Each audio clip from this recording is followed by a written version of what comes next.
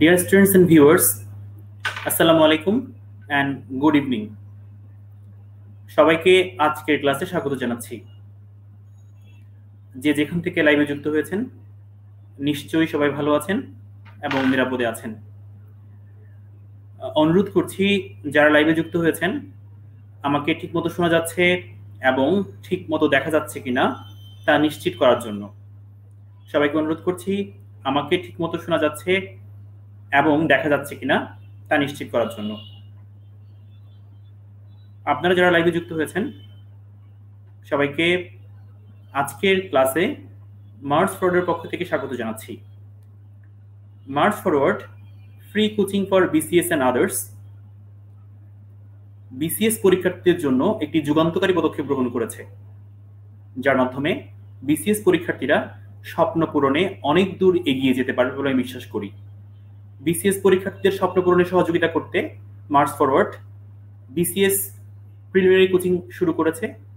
সেই কোচিং এর অংশ হিসেবে 44th বিসিএস প্রিলি কোর্সে আপনাদের সবাইকে স্বাগত জানাচ্ছি।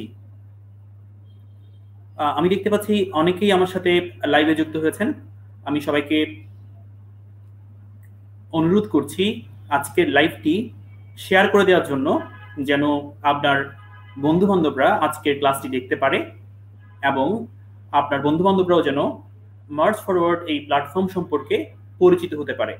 আমি সবাইকে অনুরোধ করছি আজকের এই লাইভ ক্লাসটি শেয়ার করে দেওয়ার জন্য, যেন আপনার বন্ধু বান্ধবরা এই ক্লাস থেকে উপকৃত হতে পারে এবং তারাও march forward free coaching for BCS and others এই প্ল্যাটফর্ম সম্পর্কে অবগত হতে পারে এবং তারাও স্বপ্ন পূরণের সাথী হিসেবে মার্চ ফরওয়ার্ডকে বেছে নিতে পারে। আপনারা জানেন বিসিএস একটি স্বপ্নের নাম, বাংলাদেশ সিভিল সার্ভিস এই সার্ভিস একটি স্বপ্নের নাম।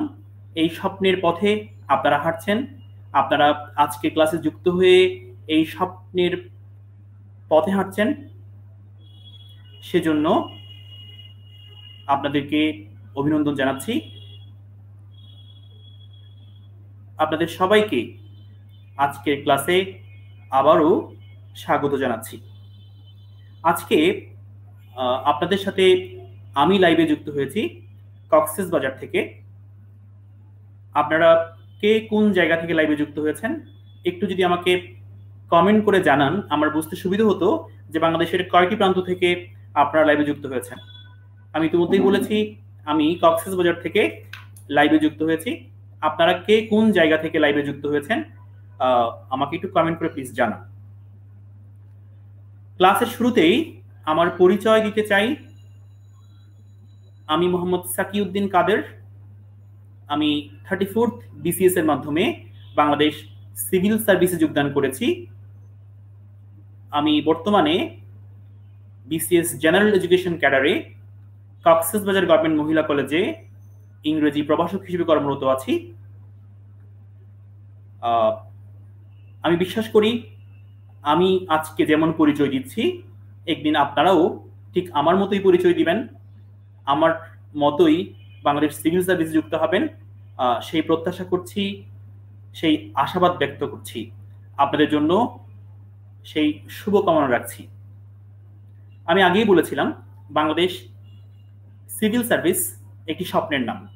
তো সেই স্বপ্নের পথে আপনাকে হাঁটতে হলে অবশ্যই আপনাকে পরিশ্রমী হতে হবে, আপনাকে স্মার্টলি পরিশ্রম করতে হবে। তাহলেই কেবল আপনারা সেই স্বপ্নের পথে হাঁটতে পারবেন, সেই স্বপ্ন পূরণ করতে পারবেন। নিশ্চয়ই আপনারা জানেন স্বপ্ন এমন একটা বিষয়, স্বপ্ন এমন একটা ব্যাপার যে স্বপ্নটা আমাদেরকে জেগে জেগে দেখতে হবে, আর এই স্বপ্ন আমাদেরকে ঘুমোতে দিবে না। আপনি এমন স্বপ্ন সেট করবেন, সেই স্বপ্নের পথে হাঁটার জন্য, সেই স্বপ্নকে বাস্তবে রূপ দেওয়ার জন্য আপনি ঘুমোতে পারবেন না। সেটাই হচ্ছে প্রকৃত স্বপ্ন। এরকম স্বপ্ন আপনাকে অনেক দূর নিয়ে যাবে। আপনাদের সবাইকে অনুরোধ করব, আপনাদের সামনে যে সময়টুকু আছে 44th বিসিএস তো অনেক দূর, অনেক সময় এখনো বাকি আছে। সো সেই সময় পর্যন্ত যদি আপনারা স্মার্টলি আপনাদের পরিশ্রম করতে পারেন, একটা সময় আমরা বলতাম যে হার্ড ওয়ার্ক, এখন আসলে শুধু হার্ড ওয়ার্ক করলে হবে না, আপনাকে স্মার্ট ওয়ার্ক করতে হবে, কোনো কাজকে স্মার্টলি করতে হবে। খুব কম সময়ে কিভাবে একটা কাজ করা যায় ওরকম স্মার্টলি কাজ করতে হবে। যদি আপনি স্মার্টলি কাজ করতে পারেন, আমি বিশ্বাস করি আপনারা নিশ্চয়ই ভালো করবেন, সফল হবেন। বাংলাদেশ সিভিল সার্ভিস আপনাদেরকে হাতছানি দিয়ে রাখছে। নিশ্চয়ই আপনারা 44th BCS এ সফল কাম হবেন সেই প্রত্যাশা করছি। আপনারা জানেন BCS preliminary, this is the first stage or first step of BCS examination.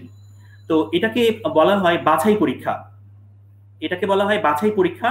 So বাছাই পরীক্ষায় উত্তীর্ণ হওয়াটা অনেক বেশি কম্পিটিটিভ। আপনারা জানেন এখন প্রায় 3-4.5 লাখ পরীক্ষার্থী পরীক্ষা দেয়, এর মধ্যে sardine amount sardine number qualify করে। সেটা হতে পারে 3 লাখ, 3.5 লাখ, 4 লাখ পরীক্ষা দিচ্ছে, ওখান থেকে 15,000 20,000 হয়তো কোয়ালিফাই করছে। সো বাছাই পরীক্ষার এই বৈতরণী পার হতে হলে আপনাকে কিন্তু অবশ্যই স্মার্টলি পরিশ্রম করতে হবে। আমি কিন্তু আপনাদেরকে বলছি না যে হার্ড ওয়ার্ক করতে হবে, হার্ড ওয়ার্ক করলে হবে না, আপনাদের করতে হবে স্মার্ট ওয়ার্ক, স্মার্টলি পরিশ্রম করতে হবে।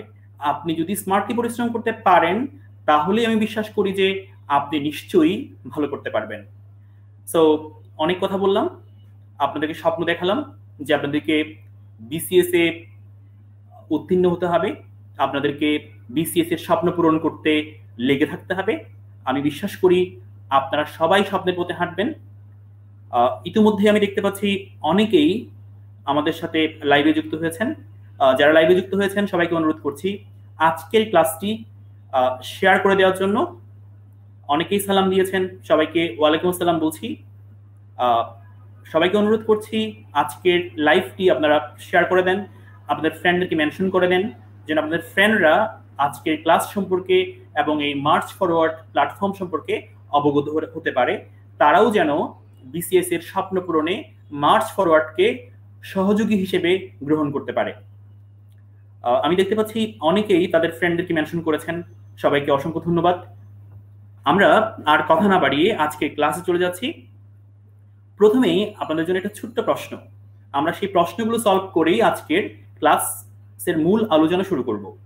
প্রথমেই ছোট্ট প্রশ্ন, আপনারা দেখতে পাচ্ছেন প্রথমে একটা কোয়েশ্চেন দেয়া আছে মার্চ ফরওয়ার্ড। আমি তো ইতিমধ্যে আমার পরিচয় দিয়েছি, আমি মোহাম্মদ সাকিউদ্দিন কাদের, BCS জেনারেল এডুকেশন ক্যাডারে আমি কর্মরত আছি। আর বর্তমান আমার পদায়ন হচ্ছে lecturer in English, Cox's Bazar government মহিলা কলেজ। তো যে কথা বলছিলাম, প্রথমে আমরা একটা প্রশ্ন নিয়ে শুরু করতে চাই। দেখেন তো এই প্রশ্নটা আপনার কাছে কি মনে হয় বা কেমন মনে হয়? Identify the word that remains same in plural form. Identify the word that remains same in plural form. চারটা অপশনের মধ্যে কোন অপশনটা কারেক্ট মনে হচ্ছে? এখানে অপশন এতে আছে ডিয়ার, অপশন বিতে আছে হর্স, অপশন সিতে আছে এলিফ্যান্ট, অপশন ডিতে আছে টাইগার। এখানে বলছে identify the word that remains same in plural form, মানে আপনাকে সেই ওয়ার্ডটা বেছে নিতে হবে যে ওয়ার্ডটা প্লুরাল করলেও তার ফর্মটা একই রকম থাকে। কি মনে হয় কোনটা এখানে উত্তর হবে? দেখি পারেন কিনা আপনারা। আমি দেখতে পাচ্ছি অনেকেই কমেন্ট করে জানিয়েছেন, কানিজ ফাতেমা, মোহাম্মদ সুমন, মাস্তুরা মৌ, রবিউল রবি, কানিজ ফাতেমা, অনেকেই কমেন্ট করে জানিয়েছেন। আপনারা বলেছেন যে এখানে যে ওয়ার্ডটা আছে প্রথমে অপশন এ ডিয়ার, এই ওয়ার্ডটা প্লুরাল করলেও কি থাকে? সেম ফর্ম থাকে। সো এটা কিন্তু BCS previous years question. So আপনারা সলভ করতে পেরেছেন। সো আপনারা যেহেতু এই প্রশ্নটা সলভ করতে পেরেছেন, আপনারা বিশ্বাস করতেই পারেন যে BCS এ ইংলিশ পার্টটা আপনারা নিশ্চয়ই ভালো করতে পারবেন। আমি সেটা আপনাদেরকে বিশ্বাস করাতে চাই যে আপনারা নিশ্চয়ই ভালো করতে পারবেন। সো এরপরে আমরা সেকেন্ড কোয়েশ্চেনটা যদি আপনারা সলভ করতে পারেন, দেখি পারেন কিনা, যে in order to improve farming methods. দেখেন তো এটা পারেন কিনা। In order to improve farming methods we need, farming methods improve করতে উই নিড, আমাদের প্রয়োজন। কি প্রয়োজন? অপশন এতে আছে মেশিন, অপশন বিতে আছে মেশিনারি, অপশন সিতে আছে মেশিনারি, অপশন ডিতে আছে মেশিনারিজ। দেখি কেউ পারেন কিনা যে এটা কোন অপশনটা উত্তর হবে। কামাল হুসাইন আকাশ বলেছেন যে প্রথম প্রশ্ন উত্তর দিয়েছেন হর্স। এটা আসলে হর্স হবে না, কারণ হর্সের প্লুরাল কিন্তু হর্সেস হতে পারে, এলিফ্যান্টের প্লুরাল কিন্তু এলিফ্যান্টস হতে পারে, টাইগার টাইগার্স হতে পারে। সো ডিয়ার, আমরা জানি যে ডিয়ার একবচন যেমন হয় বহুবচনও তেমন হয়। আশা করছি বুঝতে পেরেছেন। আমরা সেকেন্ড প্রশ্নটাতে চলে এসেছি। In order to improve farming methods improve করতে উই নিড, আমাদের প্রয়োজন হয়, কি প্রয়োজন হয়? এখানে অপশন এতে মেশিন আছে, অপশন বি তে মেশিনারি আছে, অপশন সি তে আছে আ মেশিনারি, অপশন ডি তে আছে মেশিনারিজ। আপনারা অনেকেই উত্তর দিয়েছেন, আমি দেখতে পাচ্ছি কানিজ ফাতেমা, রেবেকা সাকিব, মস্তুরামো, মর্জিনা আক্তার, প্রিয়াঙ্কা সহ অনেকেই উত্তর দিয়েছেন। অনেকেই বলেছেন যে মেশিনারি হবে। আচ্ছা, কেউ কি বলতে পারবেন যে মেশিনারি কেন হবে? It's okay, the answer is B, machinery. কিন্তু প্রশ্ন হচ্ছে মেশিনারি কেন হবে? আমি একটু ব্যাখ্যা করে দেই। এই মেশিনারি শব্দটা হচ্ছে আনকাউন্টেবল নাউন। এই যে শব্দটা মেশিনারি, এটা হচ্ছে আনকাউন্টেবল নাউন। নিশ্চয়ই আপনারা জানেন আনকাউন্টেবল নাউনের আগে আর্টিকেল এ বা এন বসানো যায় না। আনকাউন্টেবল নাউনের আগে আর্টিকেল এ বা এন বসানো যায় না, সেজন্য অপশন সি হতে পারবে না। আনকাউন্টেবল নাউনকে প্লুরাল করা যায় না, সেজন্য অপশন ডি হতে পারবে না। সো যেহেতু আনকাউন্টেবল নাউনকে প্লুরাল করা যায় না, সেজন্য ডি হবে না। যেহেতু আনকাউন্টেবল নাউনের আগে এ বা এন বসানো যায় না, সেজন্য সি হবে না। তাহলে এতে সমস্যা কোথায়? এতে যে ওয়ার্ডটা দেয়া আছে মেশিন, মেশিন শব্দটা হচ্ছে একটা কাউন্টেবল নাউন। তো এই যে দেখেন মেশিন, একটা সিঙ্গুলার কাউন্টেবল নাউন। তো সিঙ্গুলার কাউন্টেবল নাউন কখনো ডিটারমিনার ছাড়া একা একা বসে না। সিঙ্গুলার কাউন্টেবল নাউন কখনো ডিটারমিনার ছাড়া একা একা বসে না, সেজন্য অপশন এ হতে পারবে না। সো উত্তর কি হবে? উত্তর হবে বি। অনেকেই আনকাউন্টেবল নাউনের পয়েন্টটা বলেছেন। সো আশা করছি আপনারা বুঝতে পেরেছেন। আমি অনুরোধ করছি যারা লাইভে যুক্ত হয়েছেন সবাইকে অনুরোধ করছি আপনারা এই ক্লাসটা শেয়ার করে দেন, যেন আপনাদের ফ্রেন্ডরা, আপনাদের যারা কাছাকাছি আছে তারা যেন এই ক্লাসটা দেখতে পায়, তারা যেন এই ক্লাস থেকে উপকৃত হয়, তারা যেন বিসিএস এর স্বপ্ন দেখতে পায়, এবং তারা যেন এই মার্চ ফরওয়ার্ড প্ল্যাটফর্ম সম্পর্কে অবগত হতে পারে। আমরা চলে এসেছি নাম্বার 3 কোয়েশ্চেনে। What kind of noun is girl? নিশ্চয়ই আপনারা জানেন গার্ল এটা কোন ধরনের নাউন। এটা কি প্রপার নাউন, নাকি কমন নাউন, নাকি ম্যাটেরিয়াল নাউন, নাকি কালেকটিভ নাউন? দেখি কারা পারেন। প্রথম যিনি কমেন্ট করবেন আমি তার নামটা হয়তো বলতে পারবো। Kaniz Fatema is very first, Rabiul H Rabi is very first, Shahjalal is very first. Very good. আপনারা অনেকেই চমৎকার উত্তর দিচ্ছেন, খুব দ্রুত উত্তর দিচ্ছেন। Very good. So what kind of noun is girl? Girl হচ্ছে, আপনারা জানেন সবাই, গার্ল হচ্ছে কমন নাউন। গার্ল হচ্ছে common noun. So you are absolutely right. আচ্ছা, এখন একটা মজার কোয়েশ্চেন দেখি আপনারা পারেন কিনা। 4 নাম্বার দেখি, সলভ করেন তো এটা। 4 নাম্বারটা পারেন কিনা দেখি। It's a little bit different. 4 নাম্বারটা দেখি পারেন কিনা আপনারা, বা কে পারেন দেখি। দা, এখানে আছে একটা গ্যাপ, এরপরে আছে অফ, এরপরে আছে pollution of the cities should not be overlooked by the authorities. এখানে কি হবে কারো কি জানা আছে? আমি দেখতে পাচ্ছি রবিউল এইচ রবি উত্তর দিয়েছেন এফেক্ট। এটা হবে কিনা আমি এখনো বলছি না, একটু পরে বলবো। লুৎফা আহমেদ উত্তর দিয়েছেন ডি, মারিয়া ইসলাম উত্তর দিয়েছেন ডি, সুমন বলেছেন এফেক্ট, কামাল হুসাইন আকাশ বলেছেন ইফেক্টিং, রেবেকা সাকিব বলেছেন ডি। আচ্ছা, দেখা যাক কি হবে কেন হবে। আমরা চলেন দেখি যে কি হবে কেন হবে। তো এই প্রশ্নটা সলভ করতে হলে আপনাকে যে বিষয়টা বুঝতে হবে সেটি হচ্ছে, প্রথমত আপনাকে জানতে হবে, একটু খেয়াল করেন, আমরা যদি বলি এখানে এফেক্ট, এই এফেক্ট শব্দটা হচ্ছে একটা ভার্ব। বলেন তো কি এটা? এফেক্ট হচ্ছে একটা ভার্ব। এই এফেক্ট মানে হচ্ছে প্রভাবিত করা। এফেক্ট মানে হচ্ছে প্রভাবিত করা। পক্ষান্তরে একটা ওয়ার্ড আছে ইফেক্ট। এই ইফেক্ট শব্দটা হচ্ছে একটা নাউন। দেখেন এখানে যেটা লিখলাম আমি, এফেক্ট যে শব্দটা আছে সেই শব্দটা হচ্ছে একটা ভার্ব, আর ইফেক্ট শব্দটা হচ্ছে একটা নাউন। এখন চিন্তা করেন, এখানে 4 নম্বরে দেখেন গ্যাপটা কোথায়? গ্যাপটা হচ্ছে আর্টিকেল দা এর পরে, আর্টিকেলের পরে প্রেপোজিশনের আগে। প্রথম কথা হচ্ছে মনে রাখতে হবে আর্টিকেলের পরে এবং প্রেপোজিশনের আগে যদি কখনো গ্যাপ থাকে ওই গ্যাপে অবশ্যই নাউন বসবে। প্রথম কথা হচ্ছে আর্টিকেলের পরে প্রেপোজিশনের আগে যদি কোনো গ্যাপ থাকে অবশ্যই কি বসবে? নাউন বসবে। সো নিশ্চয়ই পয়েন্টটা পেয়েছেন, নাউন বসবে। আমি তো আগেই বলে দিয়েছি এখানে এফেক্ট হচ্ছে ভার্ব আর ইফেক্ট হচ্ছে নাউন। এখন আমাকে আপনারা বলেন তাহলে অপশন এ কি হতে পারে? অপশন এ হতে পারে না। কেন? আমি বলেই দিয়েছি এখানে নাউন বসবে। নাউন কেন বসবে? আর্টিকেলের পরে প্রেপোজিশনের আগে অবশ্যই কি বসবে? নাউন বসবে। সেজন্য অপশন এ হতে পারে না, এটা তো ভার্ব। আপনারা জানেন এফেক্ট হচ্ছে ভার্ব, এটা হতে পারে না। অপশন সি হতে পারে না, অপশন সি হতে পারে না, বিকজ এটাও হচ্ছে ভার্ব। তাহলে অপশন এ এবং সি কিন্তু একেবারেই হতে পারে না। এখন চলে আসেন অপশন বি হতে পারে কিনা। আমি ইতিমধ্যেই বলে দিয়েছি ইফেক্ট হচ্ছে নাউন। আপনারাই আমাকে বলেন নাউনের সাথে কি আইএনজি যুক্ত করা যায়? মনে করেন একটা নাউন হচ্ছে গার্ল, জাস্ট মজা করে বলছি, একটা নাউন হচ্ছে গার্ল, আমি কি এটাকে বলতে পারবো যে গার্লিং বলা যাবে? নিশ্চয়ই বলা যাবে না, নিশ্চয়ই বলা যাবে না। মানে নাউনের সাথে নিশ্চয়ই কি করা যাবে না? নাউনের সাথে নিশ্চয়ই আইএনজি যুক্ত করা যাবে না। তাহলে হ্যাঁ, ভার্বের সাথে আইএনজি যুক্ত করা যায়। ভার্বের সাথে আইএনজি যুক্ত করে অনেক সময় নাউন করা যেতে পারে, কিন্তু নাউনের সাথে কি করা যাবে না? আইএনজি যুক্ত করা যাবে না। সো এখানে নিশ্চয়ই কি হবে না? ইফেক্টিং হবে না।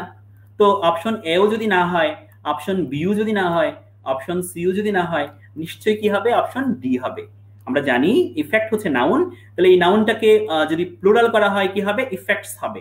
তাহলে দ্য ইফেক্টস অফ পলিউশন, দূষণের প্রভাব ইন দ্য সিটিস, নগরে, নগরে দূষণের প্রভাব, should not be overlooked by the authorities, মানে কর্তৃপক্ষের উচিত নয় এড়িয়ে চলা। নগরে দূষণের প্রভাবটা এড়িয়ে চলা কর্তৃপক্ষের উচিত নয়। সো আপনারা নিশ্চয়ই বুঝতে পেরেছেন যে এখানে উত্তর কেন ডি হবে। আশা করছি আপনারা এতক্ষণ আমরা যে 4টা প্রশ্ন সলভ করেছি এর মাধ্যমে মোটামুটি আইডিয়া পেয়েছেন যে আপনাদের বিসিএস প্রিলি পরীক্ষায় প্রশ্নের প্যাটার্নটা কেমন হবে। সো আমি আবারও অনুরোধ করছি আপনারা যারা লাইভে যুক্ত আছেন সবাইকে অনুরোধ করছি ক্লাসটা শেয়ার করে দেওয়ার জন্য, যেন আপনারা আপনাদের ফ্রেন্ডদেরকে উপকৃত করতে পারেন। এবং আপনাদের যেসব ফ্রেন্ডরা এই মুহূর্তে লাইভে যুক্ত নেই আপনারা ওনাদেরকে ক্লাসটা বা কমেন্ট সেকশনে গিয়ে মেনশন করতে পারেন, তাহলে ওনারা বুঝতে পারবেন যে এখন ক্লাস লাইভে আমরা আছি। আজকে আমরা যে বিষয় নিয়ে কথা বলবো, আমরা বিসিএস প্রিলির অনেকগুলো বিষয় নিয়ে আলোচনা করব গ্রাজুয়ালি। তো প্রথম ক্লাসে আমরা যে বিষয়গুলো নিয়ে কথা বলতে চাই সেটি হচ্ছে নাউন এবং প্রোনাউন। আমরা আজকে কথা বলবো নাউন এবং প্রোনাউন নিয়ে। তো প্রথমেই চলুন আমরা নাউন নিয়ে কথা বলি। আমরা প্রথমেই নাউন নিয়ে কথা বলবো। সো এখানে পার্টস অফ স্পিচ সম্পর্কে কিছু কথা দেয়া আছে, আপনাদেরকে অনুরোধ করবো আমি এগুলো দেখে নেওয়ার জন্য। আমরা প্রথমে নাউন নিয়ে কথা বলতে চাই। নিশ্চয়ই আপনাদের জানা আছে হোয়াট ইজ নাউন। আপনারা নিশ্চয়ই জানেন নাউন হচ্ছে আ নেমিং ওয়ার্ড। নাউন দিয়ে আমরা কি করি? নাম প্রকাশ করি। সেটা হতে পারে ব্যক্তির নাম, সেটা হতে পারে স্থানের নাম, বস্তুর নাম, সংস্থার নাম, অথবা কোনো কিছুর দোষ বা গুণের নামও হতে পারে। সো নাউন হচ্ছে নেম। নাউনটা কি করে? নেম ইন্ডিকেট করে। এই কথা আপনারা জানেন। এখানে যে কথাটা ইম্পর্টেন্ট সেটা হচ্ছে কিছু সাফিক্স আছে, যেসব সাফিক্স যুক্ত হয়ে কি করা হয়? নাউন তৈরি করা হয়। মানে নিশ্চয়ই আপনারা জানেন প্রিফিক্স এবং সাফিক্স কি করে? নতুন শব্দ তৈরি করে। সো এমন কিছু সাফিক্স আছে যে সাফিক্স গুলো দিয়ে নাউন তৈরি করা হয়। ফর এক্সাম্পল মনে করেন একটা ভার্ব হচ্ছে অ্যাচিভ, আমরা যদি অ্যাচিভকে কি করি? MENT যোগ করি কি হবে? অ্যাচিভমেন্ট হবে। মনে করেন একটা অ্যাডজেক্টিভ হচ্ছে ব্রেভ, আমরা যদি ব্রেভের সাথে RY যুক্ত করি কি হয়ে যাবে? ব্রেভারি। মনে করেন এক্সপ্রেস, এক্সপ্রেস মানে হচ্ছে প্রকাশ করা, আমরা যদি এক্সপ্রেসের সাথে SIUN যুক্ত করি কি হবে? এক্সপ্রেশন। এক্সপ্রেশন কি হয়ে গেল? নাউন হয়ে গেল। সো এভাবে এখানে বেশ কিছু সাফিক্স দেয়া আছে। যখন আমরা দেখব যে কোনো শব্দের শেষে এইসব সাফিক্স আছে, আমরা ধরে নিব যে সেই ওয়ার্ডটা নাউন। তাহলে এই হচ্ছে নাউনের বেসিক কথা। এখানে বেশ কিছু সাফিক্সের কথা বলা আছে। তাহলে এই সাফিক্সগুলো দেখলে আমরা অনেক ক্ষেত্রে হয়তো ধারণা করতে পারি যে দ্যাট ইজ নাউন। এখন আমরা দেখে নিব ক্লাসিফিকেশন অফ নাউন। নিশ্চয়ই আপনারা জানেন যে নাউনকে আমরা প্রধানত দুই ভাগে ভাগ করতে পারি। একটা হচ্ছে কনক্রিট নাউন, একটা হচ্ছে অ্যাবস্ট্রাক্ট নাউন। কনক্রিট নাউন এবং অ্যাবস্ট্রাক্ট নাউন। প্রথম কথা হচ্ছে what is concrete noun. Concrete noun হচ্ছে যেটাকে আমরা ধরতে পারি, যেটার কি আছে, একটা ফিজিক্যাল অ্যাপিয়ারেন্স আছে, যেটাকে দেখা যায়, ধরা যায়, ছোঁয়া যায়, that is concrete. That is concrete. আর হোয়াট ইজ অ্যাবস্ট্রাক্ট? অ্যাবস্ট্রাক্ট হচ্ছে যার কোনো শারীরিক অস্তিত্ব নেই, যার কোনো বাহ্যিক অস্তিত্ব নেই। মনে করেন অনেস্টি, মনে করেন বিউটি। রবিউল এইচ রবি প্রশ্ন করেছেন আজকের পিডিএফটা কিভাবে পাবো। হ্যাঁ, আজকের পিডিএফটা কিভাবে পাবেন আমি আপনাদেরকে জানিয়ে দিব। সো প্রথম কথা হচ্ছে তাহলে নাউনকে আমরা দুই ভাগে ভাগ করছি, একটা হচ্ছে কনক্রিট নাউন, একটা হচ্ছে অ্যাবস্ট্রাক্ট নাউন।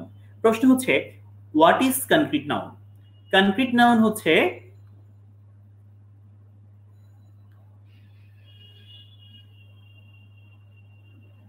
আমি আজকের ক্লাসটা এস কে ফাহাদ ফারদিন, আমি সাফিক্সগুলো নিয়ে খুব ডিটেলস আলোচনা করি নাই।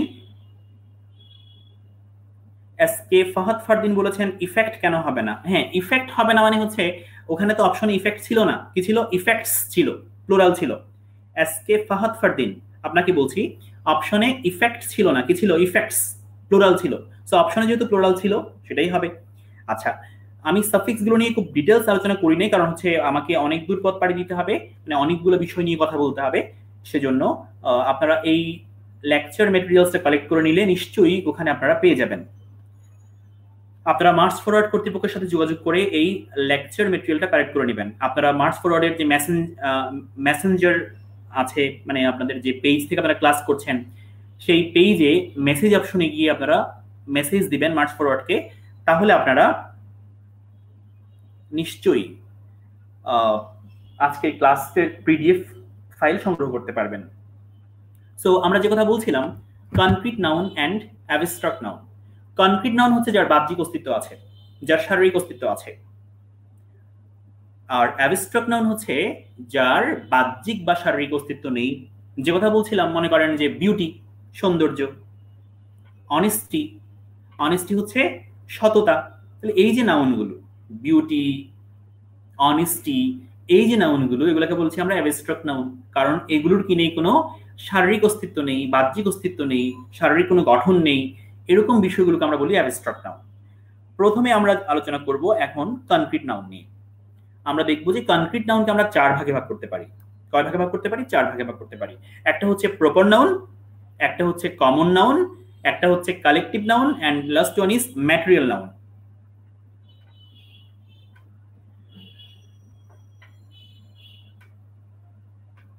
স্বর্ণা জিজ্ঞেস করেছেন মার্চ ফরওয়ার্ডে কি ফ্রি ক্লাস করানো হয়? হ্যাঁ, অনেকগুলো ক্লাস ফ্রি করানো হয়। আপনি কষ্ট করে একটু মার্চ ফরওয়ার্ডের পেজে মেসেজ অপশনে গিয়ে ডিটেলস জেনে নিতে পারবেন যে কিভাবে ক্লাসগুলো করানো হয়। আচ্ছা, তো আমরা যে কথা বলছিলাম, কনক্রিট নাউনকে আমরা চার ভাগে ভাগ করব: proper, common, collective and material.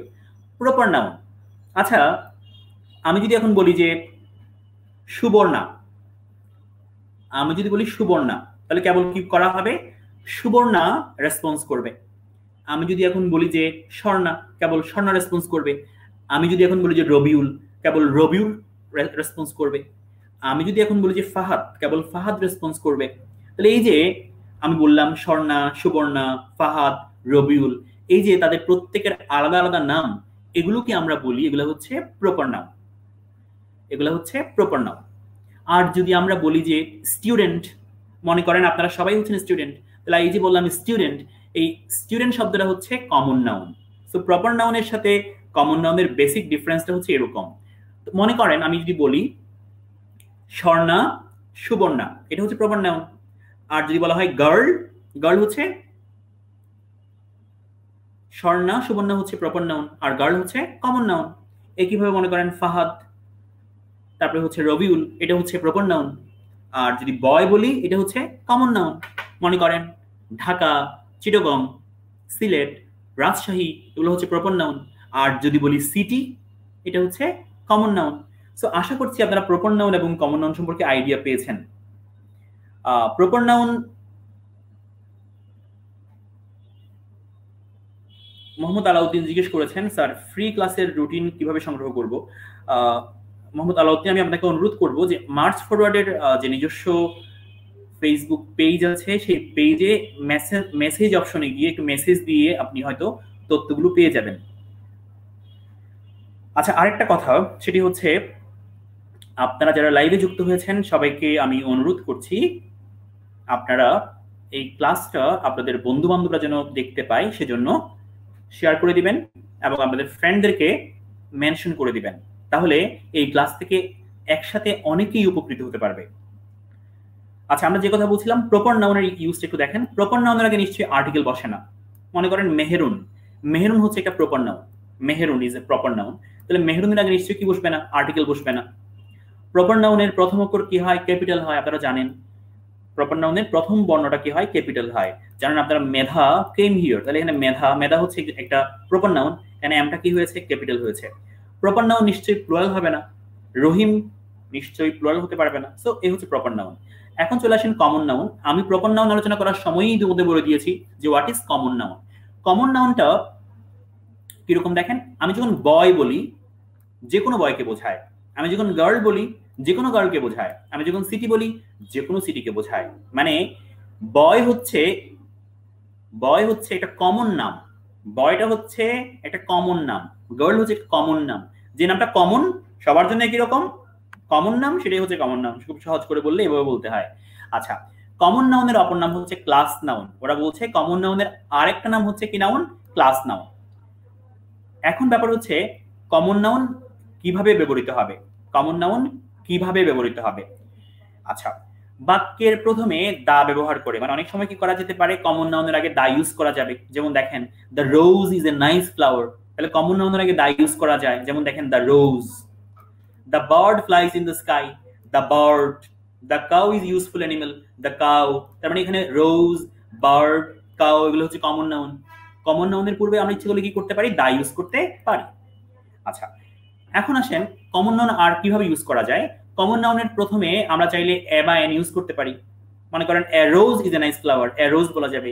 A bird flies in the sky, a bird বলা যাবে। A cow is useful animal, a cow বলা যাবে। মানে কমন নাউনের আগে আর্টিকেল এ বা এন ইউজ করা যাবে। আবার আমরা ইচ্ছে করলে কমন নাউনগুলোকে প্লুরাল করতে পারি। কি করতে পারি? প্লুরাল করতে পারি। যেমন দেখেন roses are nice flowers, birds fly in the sky, cows are useful. এখানে আমরা কি করেছি? কমন নাউনকে প্লুরাল করেছি। আশা করছি আমরা কমন নাউনের পয়েন্টটা বুঝতে পেরেছেন। এখানে কিছু কমন নাউন দেওয়া হয়েছে, দেখেন এখানে আছে বয়, এখানে আছে dog, doctor, rover, king, bee, cow, ship, river, elephant, city, এগুলো সবগুলোই হচ্ছে কমন নাউন। একটু দেখে নেবেন। আমরা চলে এসেছি কালেকটিভ নাউনে। Collective noun is very interesting. দেখেন কালেকটিভ নাউন, কালেকটিভ নাউন মানে হচ্ছে একটা শব্দ দিয়ে একত্রে অনেককে বোঝাবে। নিশ্চয়ই আপনারা জানেন, নিশ্চয়ই একজন বা দুজন ব্যক্তি দিয়ে আর্মি হয় না। আর্মি হতে হলে কি লাগবে? অনেকগুলো সোলজার লাগবে, অনেক সৈন্য লাগবে, অফিসার লাগবে, সব মিলে কি হবে? আর্মি হবে। নেভি, নৌবাহিনী, নিশ্চয়ই একজন ব্যক্তি দিয়ে নেভি হতে পারে না, অনেক ব্যক্তি লাগবে। ক্লাস, নিশ্চয়ই একজন ছাত্র বা ছাত্রী দিয়ে ক্লাস হয় না, অনেক ছাত্রছাত্রী লাগবে। টিম, একজন ব্যক্তি দিয়ে টিম হয় না, অনেক ব্যক্তি লাগবে। কমিটি, একজন ব্যক্তি দিয়ে কমিটি হয় না, অনেক ব্যক্তি লাগবে। সো দেখেন এই শব্দগুলো এমন যে একটা শব্দ দিয়ে একত্রে অনেককে বোঝাচ্ছে। শামীম হুসাইন ফারাবি প্রশ্ন করেছেন দ্য বার্ড ফ্লাইজ হলো কেন? হ্যাঁ, দ্য বার্ড হচ্ছে third person singular, the bird হচ্ছে থার্ড পারসন সিঙ্গুলার, সেজন্য কি হয়েছে? ফ্লাইজ হয়েছে। আচ্ছা, কমন নাউন হচ্ছে বার্ড দিয়ে কমনলি বার্ডকে বোঝানো হয়, but that is singular. The bird এটা হচ্ছে সিঙ্গুলার, সেজন্য কি হয়েছে? ফ্লাইজ হয়েছে। আচ্ছা, আমরা কথা বলছিলাম কালেকটিভ নাউন নিয়ে। তো কালেকটিভ নাউনে দেখেন আর্মি বললে একসাথে অনেক ব্যক্তিকে বোঝায়, নেভি বললেও একসাথে অনেক ব্যক্তিকে বোঝায়, ক্লাস, টিম, কমিটি সবগুলো এরকম। আচ্ছা, চলে আসেন কালেকটিভ নাউনের বৈশিষ্ট্য। কালেকটিভ নাউনের বৈশিষ্ট্য, কালেকটিভ নাউন আমরা জানি যে কালেকটিভ নাউন কি হয়? সিঙ্গুলার হয়। নিশ্চয়ই জানেন কালেকটিভ নাউন নিশ্চয়ই আর্মি, নিশ্চয়ই আর্মিস হবে না। হ্যাঁ, কালেকটিভ নাউন জেনারেলি কি হয়? সিঙ্গুলার হয়। ব্যতিক্রম আছে, তবে জেনারেলি সিঙ্গুলার হয়। কালেকটিভ নাউন দ্বারা কি বোঝায়? সমজাতীয় ব্যক্তি বা বস্তুর সমষ্টি বোঝায়। আপনারা জানেন কালেকটিভ নাউন দিয়ে কি বোঝানো হয়? সমজাতীয় ব্যক্তি অথবা বস্তুর সমষ্টি বোঝায়। মনে করেন আর্মি, আর্মিতে কি আছে, অনেক সোলজার আছে, সৈনিক আছে। ক্লাসে মনে করেন অনেক স্টুডেন্ট আছে। তাহলে সমজাতীয় ব্যক্তি বা বস্তুর কি বোঝায়, সমষ্টি বোঝায়। কালেকটিভ নাউনের পর ভার্ব অনেক সময় সিঙ্গুলার হয়, অনেক সময় প্লুরাল হয়। এটা আমরা পরে জেনে নিব, আমাদের রাইট ফর্ম ভার্বে আমরা এটা জেনে নিতে পারবো। কালেকটিভ নাউনের পর অনেক সময় ভার্ব কি হবে, সিঙ্গুলার হবে, অনেক সময় ভার্ব কি হবে, প্লুরাল হবে। আচ্ছা, কালেকটিভ নাউনের পর অনেক ক্ষেত্রে আর্টিকেল বসে, অনেক ক্ষেত্রে নাও বসতে পারে। আচ্ছা, আমরা এখন চলে আসছি কালেকটিভ নাউনের ব্যবহারটা কেমন। কালেকটিভ নাউন যদি সিঙ্গুলার হয় তবে কি হবে, এদের পরিবর্তে ইট বসবে, ইটস বসবে। কালেকটিভ নাউন যদি সিঙ্গুলার হয় এদের পরিবর্তে ইট বসতে পারে, মানে কালেকটিভ নাউনের বিকল্প হিসেবে কি বসবে, ইট বসবে। আর কালেকটিভ নাউনের পজেসিভ হিসেবে অনেক ক্ষেত্রে ইটস বসবে।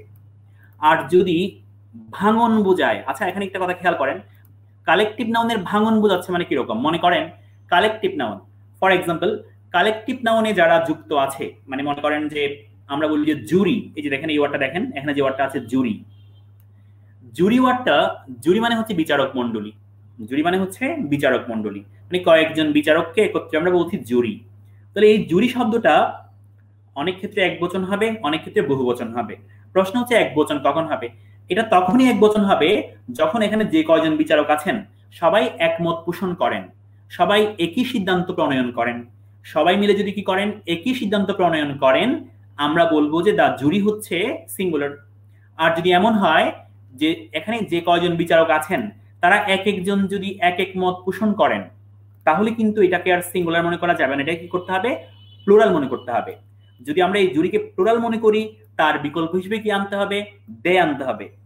তার জন্য অ্যাজ পজেসিভ কি আনতে হবে, দেয়ার আনতে হবে। আশা করছি আপনারা এই পয়েন্টটা বুঝতে পেরেছেন। একটা এক্সাম্পল দেখেন, প্রথম example, the committee has met. Committee কি করেছে, কমিটি সাক্ষাৎ করেছে, and it has taken a decision, এবং কি করেছে, এইটা একটা সিদ্ধান্ত নিয়েছে, মানে কমিটি সবাই মিলে যুক্ত হয়ে একটা সিদ্ধান্ত নিয়েছে। তাহলে দেখেন তো এখানে কমিটিটা সিঙ্গুলার হিসেবে কাজ করছে, এখানে কমিটিটা সিঙ্গুলার হিসেবে কাজ করছে। তাহলে এখানে দেখেন কমিটি যেহেতু সিঙ্গুলার হিসেবে কাজ করছে, সেজন্য আমরা এখানে কি ইউজ করেছি, ইট ইউজ করেছি। কারণ দেখেন কমিটিতে যারা আছে সবাই মিলে কি করেছে, একটা সিদ্ধান্ত নিয়েছে, তারা বিভক্ত হয় নাই, তারা বিভক্ত হয়ে যায় নাই। তার মানে কালেকটিভ নাউনে যারা আছে তারা সবাই মিলে যদি একই সিদ্ধান্ত প্রণয়ন করে, সেই কালেকটিভ নাউনটাকে আমরা সিঙ্গুলার মনে করব, তাদের জন্য আমরা সিঙ্গুলার ভার্ব ইউজ করব। আর সেই কালেকটিভ নাউনের জন্য আমরা ইট ইউজ করতে পারবো। পক্ষান্তরে দেখেন সেকেন্ড এক্সাম্পল, যদি কালেকটিভ নাউনে যারা আছে তারা এক একজন এক এক মত পোষণ করে, তারা বিভক্ত হয়ে যায়, তাহলে তার জন্য প্লুরাল ভার্ব ইউজ করতে হবে। যেমন দেখেন দ্য জুরি, দ্য কমিটির জন্য আমরা ইউজ করেছিলাম হ্যাজ, কিন্তু দ্য জুরির জন্য ইউজ করা হয়েছে have. The jury have been divided in their opinions. দেখেন জুরি কি হয়ে গিয়েছে, বিভক্ত হয়ে গিয়েছে। সেখানে দ্য জুরির জন্য কি ইউজ করা হয়েছে, দেখেন দেয়ার ইউজ করা হয়েছে। সো কালেকটিভ নাউনটা অনেক সময় সিঙ্গুলার হয়, অনেক সময় প্লুরাল হয়। আশা করছি বুঝতে পেরেছেন। আমরা চলে এসেছি কিছু কমন কালেকটিভ নাউনে। এখানে কমন কিছু কালেকটিভ নাউনের লিস্ট দেওয়া হয়েছে, একটু দেখে নেবেন আপনারা। স্কুল, আপনারা অনেকেই হয়তো মনে করতে পারেন স্কুল মানে হচ্ছে বিদ্যালয়। হ্যাঁ, স্কুল মানে নিঃসন্দেহে বিদ্যালয়, তবে মাছের ঝাঁক, মাছের ঝাঁককে কি বলে, স্কুল বলে। হয়তো অনেকেই আজকে নতুন শিখছেন। মাছের ঝাঁক মানে আ গ্রুপ অফ ফিশ, অনেকগুলো মাছকে একত্রে কি বলে, স্কুল বলে। আচ্ছা, a group of students, আমরা জানি a group of students কে কি বলে, ক্লাস, ক্লাস বলে মানে শ্রেণী। a group of members, কয়েকজন মেম্বার মিলে কি হয়, কমিটি হয়। a collection of books কি হয়, লাইব্রেরি হয়। a group of soldiers কি হয়, আর্মি হয়। a group of judges, কয়েকজন বিচারক মিলে কি হয়, জুরি হয়। এভাবে এখানে একটা লিস্ট দেওয়া হয়েছে। এই লিস্টটা আপনারা একটু কষ্ট করে দেখে নেবেন, আপনারা এই ম্যাটেরিয়ালটা কালেক্ট করে নেবেন এবং এই লিস্টটা একটু কষ্ট করে দেখে নেবেন। সো আমরা কালেকটিভ নাউনের একটা লিস্ট দেখলাম। এখন আমরা চলে আসছি, দেখেন ম্যাটেরিয়াল নাউনে। আমরা এতক্ষণ কথা বলছিলাম কালেকটিভ নাউন নিয়ে, আমরা এখন আলোচনা করব ম্যাটেরিয়াল নাউন নিয়ে। Material noun is also interesting. যারা ইতিমধ্যে যুক্ত আছেন এবং যারা নতুন যুক্ত হয়েছেন তাদেরকে আবারও স্বাগত জানাচ্ছি এবং সবাইকে অনুরোধ করছি আপনাদের ফ্রেন্ডদেরকে মেনশন করে দেন এবং আপনাদের ফ্রেন্ডরা যেন ক্লাসটা দেখতে পায় সেজন্য ক্লাসটা শেয়ার করে দেন। আচ্ছা, আমি সবার সবগুলো কমেন্টের উত্তর হয়তো দিতে পারছি না। আপনারা যারা ক্লাসে যুক্ত আছেন যদি আপনাদের উত্তর জানা থাকে আপনারা একটু কষ্ট করে উত্তরগুলো দিয়ে দিবেন। আমি যতটুকু সম্ভব ক্লাসের আপনারা যে প্রশ্নগুলো করছেন চেষ্টা করছি উত্তর দেওয়ার, হয়তো সবগুলো দেওয়া সম্ভব হচ্ছে না, আমি দুঃখিত। আচ্ছা, আমরা চলে এসেছি ম্যাটেরিয়াল নাউন। ম্যাটেরিয়াল নাউন হচ্ছে এমন একটা নাউন যাকে গণনা করা যাবে না। যাকে কি করা যাবে না? গণনা করা যাবে না। যে নাউনকে গণনা করা যায় না, শুধুমাত্র ওজন করা যায়, যাদের পরিমাণ নির্ধারণ করা হয় এবং যার দ্বারা কোনো পদার্থের সমুদয় অংশকে অখণ্ডভাবে বোঝায়, কিন্তু সে পদার্থ হতে উৎপন্ন কোনো বস্তুকে বোঝায় না, তাকে ম্যাটেরিয়াল নাউন বলে। এক কথায় ম্যাটেরিয়াল নাউন মানে হচ্ছে পদার্থের নাম। সেই পদার্থ থেকে যা তৈরি হচ্ছে তার নাম নয়। ভালো করে বুঝেন, ম্যাটেরিয়াল নাউন হচ্ছে পদার্থের নাম। সেই পদার্থটাকে গণনা করা যাবে না। কি করা যাবে? ওজন করা যাবে। যদি গণনা করা যায় তাকে ম্যাটেরিয়াল নাউন বলা যাবে না। যাকে ওজন করা যাবে, যাকে পরিমাপ করা যাবে, যেটা একটা পদার্থের নাম, সেটাকেই আমরা বলবো material noun. For example gold, একটু চিন্তা করেন।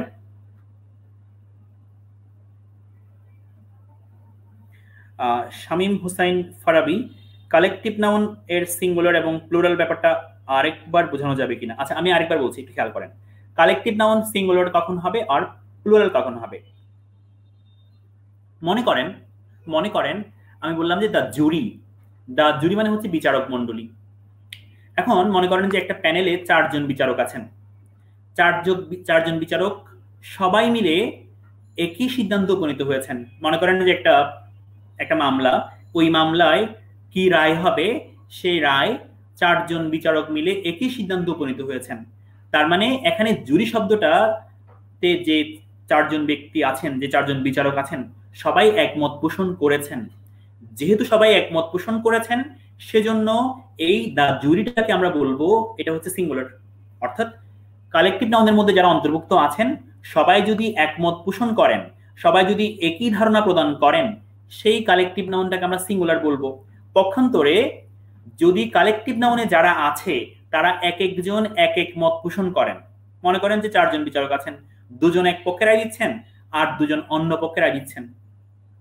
কমিটিতে 5 জন আছেন, 5 জন 5 রকম কথা বলছেন, সবাই একমত হতে পারছেন না। এরকম ক্ষেত্রে যদি বাক্যে আমরা বুঝতে পারি যে এরকম বিষয় বোঝাচ্ছে, তাহলে যদি এক একজন এক এক মত পোষণ করেন তাহলে সেই কালেকটিভ নাউনটা হবে প্লুরাল, আর যদি সবাই একমত পোষণ করেন সেই কালেকটিভ নাউনটা হবে সিঙ্গুলার। শামীম হুসাইন ফারাবি, আপনি এখন বুঝতে পেরেছেন কিনা একটা কমেন্ট করে আমাকে জানিয়ে দেন প্লিজ। আচ্ছা, এখন আমরা কথা বলছিলাম ম্যাটেরিয়াল নাউন নিয়ে। আমি বলছিলাম যে ম্যাটেরিয়াল নাউন মানে হচ্ছে পদার্থের নাম, যেটাকে গণনা করা যাবে না, কি করা যাবে? মাপা যাবে। মনে করেন গোল্ড একটা পদার্থের নাম, ওয়াটার একটা পদার্থের নাম, আয়রন একটা পদার্থের নাম, মিল্ক একটা পদার্থের নাম। তাহলে দেখেন গোল্ড, ওয়াটার, আয়রন, মিল্ক, এগুলোকে কিন্তু কি করা যাবে না? এগুলোকে কিন্তু গণনা করা যাবে না। এগুলোকে কি করা যাবে? গণনা করা যাবে না, কেবলমাত্র এগুলোকে মাপা যাবে, ওজন করা যাবে। হ্যাঁ, এরকম যে নাউনগুলো আছে তাদেরকে আমরা বলি কি নাউন? Material noun. একটা ব্যাপার খেয়াল করেন, এখানে একটা কিছু বৈশিষ্ট্য দেওয়া আছে। ম্যাটেরিয়াল নাউনকে গণনা করা যাবে না, ওজন করা যাবে। ম্যাটেরিয়াল নাউন কখনো প্লুরাল করা যাবে না। ম্যাটেরিয়াল নাউন কখনো কি করা যাবে না? প্লুরাল করা যাবে না। আচ্ছা, এরপরে হচ্ছে ম্যাটেরিয়াল নাউনের আগে কিন্তু আর্টিকেল বসানো যাবে না। ম্যাটেরিয়াল নাউনের আগে কোনো কি বসবে না? আর্টিকেল বসবে না। একটা মজার কথা বলি, ম্যাটেরিয়াল নাউন আমরা যাদেরকে বলছি, আসলে যারা ম্যাটেরিয়াল নাউন তারা হচ্ছে আনকাউন্টেবল নাউন। যারা ম্যাটেরিয়াল নাউন তারা হচ্ছে কি নাউন? Uncountable noun. যেহেতু এরা আনকাউন্টেবল নাউন সেজন্য এদেরকে প্লুরাল করা যাবে না, এদের আগে আর্টিকেল বসানো যাবে না। আশা করছি বুঝতে পেরেছেন। এখন আসেন ম্যাটেরিয়াল নাউনের সাথে আমরা একটু কমন নাউনের পার্থক্য চেনার চেষ্টা করি, যে ম্যাটেরিয়াল নাউনের সাথে কমন নাউনের পার্থক্যটা কেমন একটু দেখেন। আচ্ছা, যে পদার্থ দিয়ে তৈরি সেই পদার্থের নাম হচ্ছে, সেই পদার্থ হচ্ছে ম্যাটেরিয়াল নাউন। আর সেই পদার্থ থেকে যে উপাদান তৈরি হচ্ছে, সেই পদার্থ থেকে যে উপাদান তৈরি হচ্ছে সেটা হচ্ছে কমন নাউন। মনে করেন গোল্ড, গোল্ড হচ্ছে ম্যাটেরিয়াল নাউন। পক্ষান্তরে গোল্ড থেকে কি তৈরি হয়? গোল্ড থেকে রিং তৈরি হয়। রিং মানে তো বুঝতেই পারছেন, রিং। গোল্ড থেকে নেকলেস তৈরি হয়। তাহলে এই যে রিং এবং নেকলেস এগুলো কিন্তু কমন নাউন। গোল্ড হচ্ছে ম্যাটেরিয়াল নাউন, পক্ষান্তরে রিং, নেকলেস এগুলো হচ্ছে কমন নাউন। তাহলে মূল যে উপাদানটা, পদার্থের যে মূল যে পদার্থটা সেটা হচ্ছে ম্যাটেরিয়াল নাউন। আর ওই পদার্থ থেকে যেসব বিষয় তৈরি হয় সেটা হচ্ছে আপনার কমন নাউন।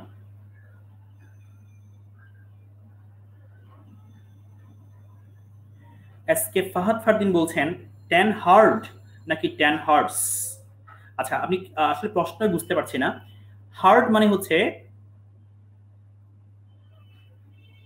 হার্ড মানে হচ্ছে আ গ্রুপ অফ অ্যানিমালস। হার্ড মানে হচ্ছে আ গ্রুপ অফ অ্যানিমালস। এটা কি বোঝায়? এটা হচ্ছে অ্যানিমালস এর ঝাঁক বোঝায়, পাল বোঝায়। অ্যানিমালস এর ঝাঁক বোঝায়, পাল বোঝায়। তো আপনি বলছেন যে 10 হার্ড হবে নাকি 10 হার্টস হবে। জেনারেলি আমরা বলি যে, মনে করেন যে a herd of cattle, a herd of cattle. আপনি যে প্রশ্নটা করেছেন 10 হার্ড অর 10 হার্টস, এটা একটু কনফিউজিং ব্যাপার। এটা আমি আপনাকে ক্লাসের শেষে এটা সলভ করে দিব যে 10 হার্ড হবে নাকি 10 হার্টস হবে। এটা কনফিউজিং ব্যাপার। আমরা যেখানে ছিলাম সেখানে একটু আলোচনা করি। আচ্ছা, আয়রন, দেখেন আয়রন, আয়রন হচ্ছে মূল উপাদান। আয়রন হচ্ছে মূল উপাদান।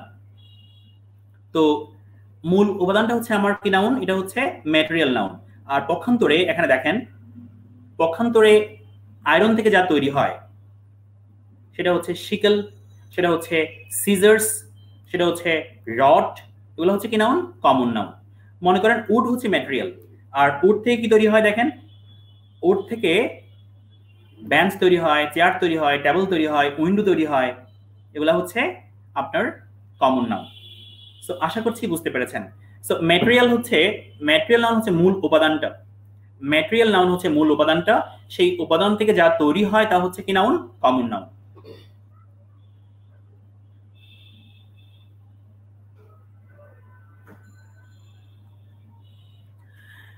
এখন চলে আসেন,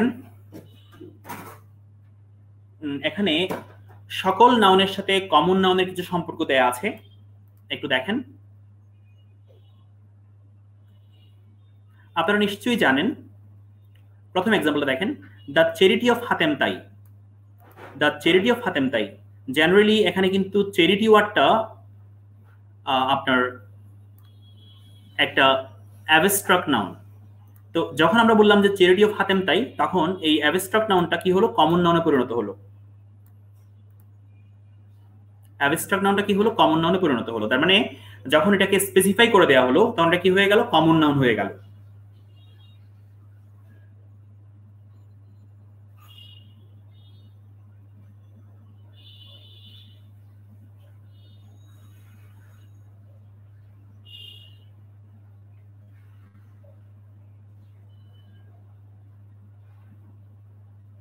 এরপর চলে আসেন, Nazrul is the Byron of Bangladesh. আপনারা জানেন, আপনারা জানেন Nazrul is the Byron of Bangladesh. তাহলে এখানে দেখেন, আপনারা জানেন বাইরন হচ্ছে একজন বিখ্যাত কবির নাম, লর্ড বাইরন। সো নর্মালি হচ্ছে বাইরনটা হচ্ছে একটা প্রপার নাউন, কিন্তু যেহেতু এখানে কি করা হয়েছে,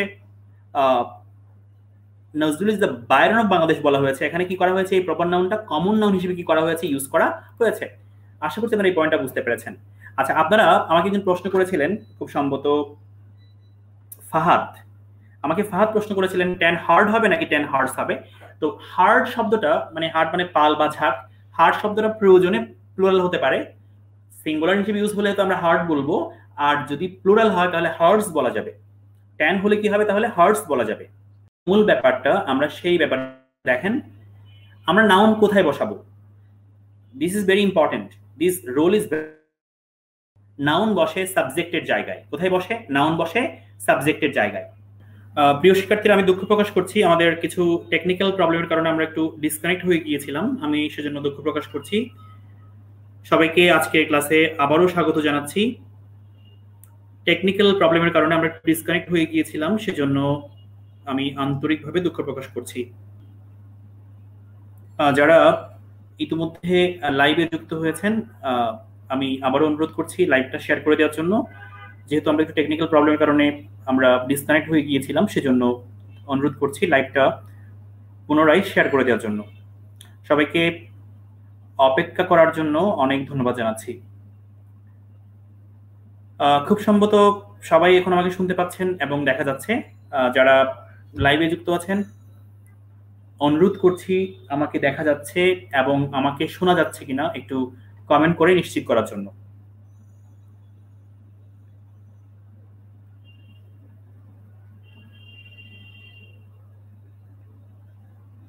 আমরা এখন যে বিষয়টা নিয়ে কথা বলবো, that is the most important thing.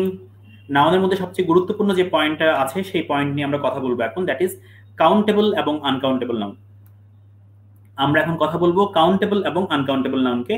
Countable এবং আনকাউন্টেবল নাউন এই বিষয়টা নাউনের আলোচনায় সবচেয়ে গুরুত্বপূর্ণ। কেন গুরুত্বপূর্ণ আপনারা ইতিমধ্যে হয়তো অনেকে বুঝতে পেরেছেন যে বিসিএস সহ যে কোনো কম্পিটিটিভ পরীক্ষায় কাউন্টেবল এবং আনকাউন্টেবল এই পার্ট থেকে অনেক কোয়েশ্চেন হয়ে থাকে।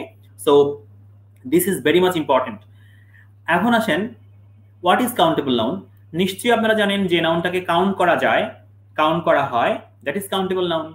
যেটাকে কাউন্ট করা যায় না, কাউন্ট করা হয় না, that is uncountable noun. Common কথা। যাকে কাউন্ট করা যায় দ্যাট ইজ কাউন্টেবল নাউন, যাকে কাউন্ট করা যায় না দ্যাট ইজ আনকাউন্টেবল নাউন। যাকে আমরা গণনা করতে পারি 1 2 3 এরকম বলি, সেটা কাউন্টেবল। আর যাকে আমরা 1 2 3 বা 1টা 2টা 3টা এরকম বলতে পারি না, দ্যাট ইজ আনকাউন্টেবল। কাউন্টেবল নাউনের মধ্যে এখানে আছে, মনে করেন ফ্লাওয়ার, আপনারা জানেন ফ্লাওয়ার গণনা করা যাবে, চাইল্ড গণনা করা যাবে, পেন কয়টা কলম 1টা 2টা 3টা গণনা করা যাবে, স্টার 1টা 2টা 3টা কাউন্ট করা যাবে, রিভার 1টা নদী 2টা নদী কাউন্ট করা যাবে। সো এগুলো হচ্ছে কাউন্টেবল নাউন। আনকাউন্টেবল নাউন যাকে কাউন্ট করা যায় না বা কাউন্ট করা হয় না, মনে করেন অ্যাডভাইস, উপদেশ, কাউন্ট করা যায় না বা কাউন্ট করা হয় না। হেয়ার, চুল, কাউন্ট করা যায় না বা কাউন্ট করা হয় না। ইকুইপমেন্ট, যন্ত্রাংশ, এটাও কাউন্ট করা যায় না বা কাউন্ট করা হয় না। So this is uncountable noun. এমন কিছু নাউন আছে আপনারা কনফিউজড হয়ে যেতে পারেন।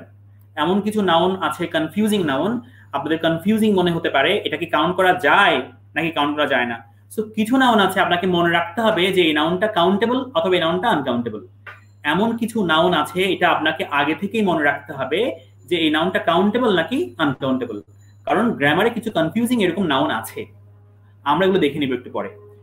এখন দেখি আমরা কাউন্টেবল নাউনের বৈশিষ্ট্য কেমন। কাউন্টেবল নাউনকে কি করা যাবে? কাউন্টেবল নাউনকে গণনা করা যাবে। কাউন্টেবল নাউনকে গণনা করা যাবে। তাহলে এক বচন, যদি কাউন্টেবল নাউনটা এক বচন হয় তার আগে আমরা চাইলে এ বা এন ইউজ করতে পারবো। কাউন্টেবল নাউনকে বহুবচন করা যাবে, কাউ কাউস বলা যাবে। তার মানে কাউন্টেবল নাউনের আগে আমরা এ বা এন ইউজ করতে পারবো। কাউন্টেবল নাউনকে প্লুরাল করতে পারবো। কাউন্টেবল নাউনের প্রয়োজনে দা ইউজ করা যাবে, সমস্যা নাই। This is countable noun. আর আনকাউন্টেবল নাউনটা একটু খেয়াল করেন। আনকাউন্টেবল নাউনকে গণনা করা যাবে না। আনকাউন্টেবল নাউনের আগে এ বা এন ইউজ করা যাবে না। আনকাউন্টেবল নাউনকে বহুবচন করা যাবে না। তবে হ্যাঁ, ক্ষেত্র বিশেষে প্রয়োজনে আর্টিকেল দা ইউজ করা যেতে পারে। ক্ষেত্র বিশেষে প্রয়োজনে আর্টিকেল দা ইউজ করা যেতে পারে। আমি বলেছিলাম কিছু নাউন আছে যারা কাউন্টেবল নাকি আনকাউন্টেবল আপনাকে জেনে নিতে হবে। This is very important. এই নাউনগুলো কাউন্টেবল নাকি আনকাউন্টেবল আপনাকে জেনে নিতে হবে। আপনি কনফিউজড হলে আপনাকে এগুলো জেনে নিতে হবে। মনে করেন এখানে যে অ্যাডভাইস আছে, advice, this is uncountable noun. মানে এখানে যে লিস্টটা দেওয়া হয়েছে, এই লিস্টে যে নাউনগুলো আছে এগুলো হচ্ছে কমন কিছু uncountable noun.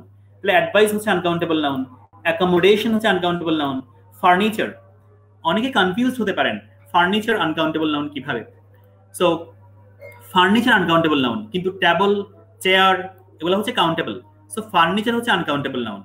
Information uncountable noun, work uncountable noun, equipment, hair, laughter, music, weather, machinery, poetry, scenery, so expenditure, এগুলো হচ্ছে আনকাউন্টেবল নাউন অসংখ্য আছে। অসংখ্য আনকাউন্টেবল নাউনের মধ্যে কমন কিছু আনকাউন্টেবল নাউন এখানে লিস্ট দেওয়া হয়েছে, যেগুলো আমাদের পরীক্ষায় আমাদের কাজে লাগার চান্স আছে। তো মনে রাখতে হবে যে লিস্টে যে ওয়ার্ডগুলো দেওয়া হয়েছে এরা সবাই আনকাউন্টেবল নাউন। এরা আনকাউন্টেবল নাউন মানে হচ্ছে এদের আগে আর্টিকেল এ বা এন ইউজ করা যাবে না, এদের আগে সংখ্যাবাচক শব্দ 1 2 3 4 5 ইউজ করা যাবে না, এদের সাথে এস বা ইএস যুক্ত করে প্লুরাল করা যাবে না। কয়েকটা কথা বললাম। আনকাউন্টেবল নাউন যারা আছে তাদের আগে আর্টিকেল এ বা এন ইউজ করা যাবে না, এদের আগে সংখ্যাবাচক শব্দ 1 2 3 4 5 এগুলো বলা যাবে না, এদের সাথে এস বা ইএস যুক্ত করে প্লুরাল করা যাবে না। আশা করছি আপনারা এই পয়েন্টটা বুঝতে পেরেছেন। এক্সাম্পল দেখেন, হি গেভ মি অ্যাডভাইসেস বলা যাবে না। আমরা দেখেছি অ্যাডভাইস হচ্ছে আনকাউন্টেবল নাউন, তাহলে আনকাউন্টেবল নাউনকে অ্যাডভাইসেস বলা যাবে না। তাহলে কি করতে হবে দেখেন, কারেক্ট কি হবে, হি গেভ মি অ্যাডভাইস এটা বলতে পারেন, অথবা he gave me some good pieces of advice. তাহলে অ্যাডভাইস শব্দটাকে আমরা যদি কাউন্ট করতে চাই কি করতে হবে দেখেন, এখানে নিয়ে আসা হয়েছে পিসেস অফ অ্যাডভাইস। তার মানে যারা আনকাউন্টেবল নাউন আছে যদি তাদেরকে কাউন্টেবল করতে হয় কিছু এক্সট্রা ওয়ার্ড নিয়ে আসতে হয়। আনকাউন্টেবল নাউনকে কাউন্টেবল করতে হলে কিছু এক্সট্রা ওয়ার্ড নিয়ে আসতে হয়। আচ্ছা, এরপরে আসেন, have you got the equipments for making films. দেখেন এখানে ইকুইপমেন্টস বলা যাবে না। ইকুইপমেন্টস কেন বলা যাবে না, আমরা ইতিমধ্যে জেনেছি ইকুইপমেন্ট হচ্ছে আনকাউন্টেবল নাউন। তাহলে বললাম যে আনকাউন্টেবল নাউনের সাথে কি করা যাবে না, এস বাই ইএস যুক্ত করে প্লুরাল করা যাবে না। সো কি হবে, have you got the equipment for making films, equipment হবে। তাহলে আমরা বললাম আনকাউন্টেবল নাউনকে প্লুরাল করা যাবে না। তবে হ্যাঁ, যদি আমরা আনকাউন্টেবল নাউনকে প্লুরাল করতে চাই কি করতে হবে, কিছু পরিমাপক শব্দ আনতে হবে। পরিমাপক শব্দ মানে হচ্ছে মনে করেন সেটা হতে পারে আ পিস অফ, সেটা হতে পারে আ বিট অফ, এরকম কিছু পরিমাপক শব্দ এনে এটাকে কাউন্টেবল করা যেতে পারে। যেমন দেখেন, it is a fine music বলা যাবে না, মিউজিক হচ্ছে আনকাউন্টেবল নাউন। তাহলে এখানে আ ফাইন মিউজিক বলা যাবে না, কি বলতে হবে, তাহলে কি বলতে হবে, it is a fine piece of music. তখন কি করা হলো দেখেন, এখানে একটা পরিমাপক ওয়ার্ড নিয়ে আসা হলো, মিউজিকের জন্য একটা পরিমাপক ওয়ার্ড পিস নিয়ে আসা হলো। Could I give you an advice, an advice বলা যাবে না, বিকজ অ্যাডভাইস হচ্ছে আনকাউন্টেবল নাউন। তাহলে অ্যাডভাইসকে কাউন্টেবল করতে হলে একটা পরিমাপক ওয়ার্ড নিয়ে আসতে হবে, সেটা হচ্ছে কি, piece. Could I give you a piece of advice. তাহলে দেখেন তো অ্যাডভাইসকে আ পিস অফ অ্যাডভাইস বলা হয়েছে। এখানে আনকাউন্টেবল নাউনকে আমরা কোন ধরনের পরিমাপক ওয়ার্ড দিয়ে কাউন্ট করতে পারি তার একটা লিস্ট দেওয়া হয়েছে, একটু দেখে নেবেন। আ পিস অফ ইনফরমেশন, তাহলে ইনফরমেশন আনকাউন্টেবল নাউন, সেটাকে কাউন্টেবল করার জন্য আমরা কি করেছি, আ পিস অফ বলেছি, আ piece of information. Chocolate, soap এগুলো হচ্ছে আনকাউন্টেবল নাউন, আমরা বলেছি আ বার অফ চকলেট অর সোপ। তার মানে আনকাউন্টেবল নাউনের আগে যদি এসব পরিমাপক ওয়ার্ড নিয়ে আসা হয় সেটাকে কাউন্টেবলের মতো করে ইউজ করা যেতে পারে। তাহলে দেখেন তো এখানে আমরা বলেছিলাম যে আনকাউন্টেবল নাউনের আগে আর্টিকেল এ বা এন বলা যাবে না, কিন্তু এখানে দেখেন যে আমরা এ নিয়ে এসেছি। কেন নিয়ে এসেছি, এখানে পিচ আছে সেজন্য। সো এখানে একটা লিস্ট দেয়া আছে, এই লিস্ট একটু কষ্ট করে দেখে নেবেন। আচ্ছা, এখানে অনেকগুলো লিস্ট, অনেকগুলো পেপার দেয়া আছে, একটু দেখে নিতে হবে। আমরা এখন চলে এসেছি, কিছু নাউন আছে দেখতে কি রকম, কিছু নাউন আছে দেখতে কি রকম, কিন্তু এর মধ্যে একটা হচ্ছে কাউন্টেবল নাউন আর একটা হচ্ছে আনকাউন্টেবল নাউন। মনে করেন ক্লাইমেট, ক্লাইমেট হচ্ছে কাউন্টেবল নাউন। তাহলে ক্লাইমেট যেহেতু কাউন্টেবল নাউন, ক্লাইমেটটাকে আমরা ক্লাইমেট বলতে পারি, বহুবচন করলে ক্লাইমেটস বলতে পারি। পক্ষান্তরে ওয়েদার হচ্ছে আনকাউন্টেবল নাউন। দেখেন দেখতে কি রকম, মিনিংও প্রায় কাছাকাছি, কিন্তু একটা কাউন্টেবল একটা হচ্ছে আনকাউন্টেবল। লাফ, লাফ মানে হচ্ছে হাসা, এ লাফ হাসি, এ লাফ লাফস বলা যাবে। পক্ষান্তরে লাফটার এটা হচ্ছে আনকাউন্টেবল নাউন। আবার মনে করেন এ জব, জব হচ্ছে কাউন্টেবল নাউন, জব হচ্ছে কাউন্টেবল নাউন। পক্ষান্তরে ওয়ার্ক হচ্ছে আনকাউন্টেবল নাউন। সো এভাবে কিছু পয়েন্ট আছে, একটু দেখে নেবেন। আমরা পরীক্ষায় কিরকম আসতে পারে একটু দেখি। আমরা Chittagong has a good weather, আমরা ইতিমধ্যে বলেছি ওয়েদার হচ্ছে আনকাউন্টেবল নাউন, সেজন্য এখানে আর্টিকেল এ ইউজ করা যাবে না। আনকাউন্টেবল নাউনের জন্য আমরা আর্টিকেল এ ইউজ করতে পারবো না। তাহলে কি বলতে হবে, Chittagong has good weather, article a বলা যাবে না। অথবা Chittagong has a good climate বলা যেতে পারে, কারণ ক্লাইমেট হচ্ছে কি নাউন, কাউন্টেবল নাউন। আশা করছি আপনারা এই পয়েন্টটা বুঝতে পেরেছেন। আরো এক্সাম্পল দেখেন, আই নিড আ ওয়ার্ক, তাহলে দেখেন ওয়ার্ক হচ্ছে আনকাউন্টেবল নাউন, ওয়ার্ক যেহেতু আনকাউন্টেবল নাউন, এখানে আর্টিকেল এ ইউজ করা যাবে না, তাহলে কি বলতে হবে? I need a job. আমরা এতক্ষণ নাউন নিয়ে কথা বললাম। নাউনের আরো কিছু আলোচনা আছে, আমরা এগুলো শেষ করি, তারপরে আমরা চলে যাব প্রোনাউনে। নাউন নিয়ে আরো কিছু কথা আছে, আমি একটু এগুলো শেষ করে দিচ্ছি। নাউন নিয়ে আমরা এখন যে কথাগুলো বলবো সেটা হচ্ছে নাম্বার। আপনারা নিশ্চয়ই জানেন যত কাউন্টেবল নাউন আছে, কাউন্টেবল নাউনকে আমরা দুই ভাগে ভাগ করি। মানে কাউন্টেবল নাউনের দুইটা রূপ আছে, একটা হচ্ছে সিঙ্গুলার, একটা হচ্ছে প্লুরাল। তাহলে এই যে নাম্বারের কথা, নাম্বার বললাম, এই নাম্বারটা কোত্থেকে এসছে? আসলে কাউন্টেবল নাউন থেকে এসছে। আনকাউন্টেবল নাউনে কিন্তু নাম্বার হয় না। সো কাউন্টেবল নাউন যারা আছে তাদের দুটি করে ফর্ম আছে, দুটি করে রূপ আছে, একটা হচ্ছে সিঙ্গুলার, একটা হচ্ছে প্লুরাল। ফর এক্সাম্পল যে নাউন দ্বারা, হ্যাঁ আজকে ফাহাদ ফারদিন বলেছেন মিল্কের আগে দা কেন হয়েছে। হ্যাঁ, মিল্কের আগে দা বলা যাবে যদি এটাকে নির্দিষ্ট করে দেওয়া হয়। যে কোনো আনকাউন্টেবল নাউনের আগে দা বলা যাবে যদি এটাকে নির্দিষ্ট করে দেওয়া হয়। নির্দিষ্ট করে দেওয়া হলে আনকাউন্টেবল নাউনের আগে দা বলা যাবে।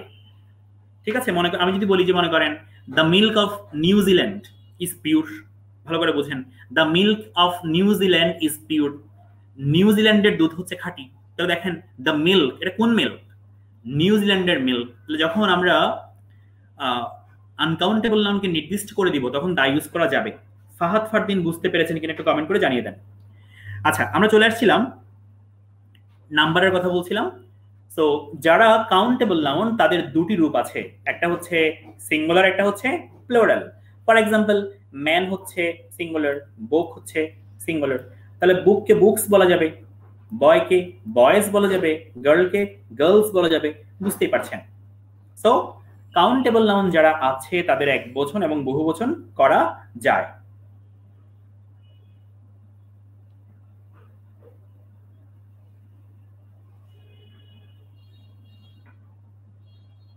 এরপর চলে আসেন সিঙ্গুলার। মনে করেন কিছু আনকমন কিছু সিঙ্গুলার এবং প্লুরাল আছে। মনে করেন ফুট, ফুট মানে হচ্ছে পায়ের পাতা। তো ফুটকে প্লুরাল করলে কি পাওয়া যায়? ফিট পাওয়া যায়, ফিট। গোজ হচ্ছে রাজহংসী, গিজ পাওয়া যায়। মাউস হচ্ছে ইঁদুর, মাইস পাওয়া যায়। টুথ হচ্ছে দাঁত, টিথ পাওয়া যায়। এগুলো হচ্ছে একটু ডিফারেন্টলি কি করা হয়েছে, মানে এস বাই এস যুক্ত না করে একটু ডিফারেন্টলি প্লুরাল করা হয়েছে। এগুলো একটু দেখে নিতে হবে। নিশ্চয়ই আমরা ক্লাস 3, 4, 5 থেকেই এইসব নাম্বার পড়েছিলাম। একবার যদি আপনি চুপ বুলিয়ে নেন এগুলো পারবেন। আবার মনে করেন বেবি, বেবিকে কি করা হয়েছে? বেবিস করা হয়েছে। আমার লাস্টে ওয়াই ছিল, ওয়াইটাকে আই করা হয়েছে এবং ইএস যুক্ত করা হয়েছে। স্টোরিকে কি করা হয়েছে? স্টোরিজ করা হয়েছে। এরকম একটু দেখে নিতে হবে এগুলো। আবার কিছু আছে এস যুক্ত হয়, মনার্ক মনার্কস হয়, স্টোমাক স্টোমাক্স হয়। এগুলো দেখে নিতে হবে। কিছু ডিফারেন্ট আছে, অক্সকে অক্সেন করতে হবে, চাইল্ডকে চিলড্রেন করতে হবে। আর কিছু কমন আছে, কমন প্লুরাল, যেমন বাস বাসেস, ডিশ ডিশেস, এগুলো হচ্ছে কমন, আপনারা জানেন এগুলো। বক্স বক্সেস, এগুলো খুবই common. Potato potatoes, hero heroes, mango mangoes, আপনারা এগুলো জানেন। সবচেয়ে আনকমন কিছু আছে, এগুলো হচ্ছে দেখেন অ্যাজেন্ডাম, দেখেন অ্যাজেন্ডাম, এটা হচ্ছে এক বচন। এই যে লাস্টে ইউএম আছে, এই ইউএম কে কি করা হয়েছে? দেখেন এ করা হয়েছে, ইউএম কে এ করা হয়েছে। লাস্টে ইউএম আছে অ্যাজেন্ডাম, এই ইউএম কে এ করে এজেন্ডা করা হয়েছে। তাহলে অ্যাজেন্ডাম হচ্ছে এক বচন আর এজেন্ডা হচ্ছে বহু বচন। ড্যাটাম, দেখেন তো লাস্টে কি আছে? ইউএম আছে। দেখেন এখানে কি বলা হয়েছে? লাস্টে ইউএম থাকলে ওই ইউএমটা কি হয়ে যাবে? এ হয়ে যাবে। Datum data, erratum errata, medium media, radium radia. এগুলো একটু দেখে নিতে হবে। একটু ডিফারেন্ট কিছু এখানে সিঙ্গুলার প্লুরাল দেয়া আছে, একটু দেখে নেবেন। আর একইভাবে আপনাদেরকে কিছু জিনিস জানতে হবে, সেটা হচ্ছে জেন্ডার। জেন্ডার গুলো একটু দেখে নিতে হবে।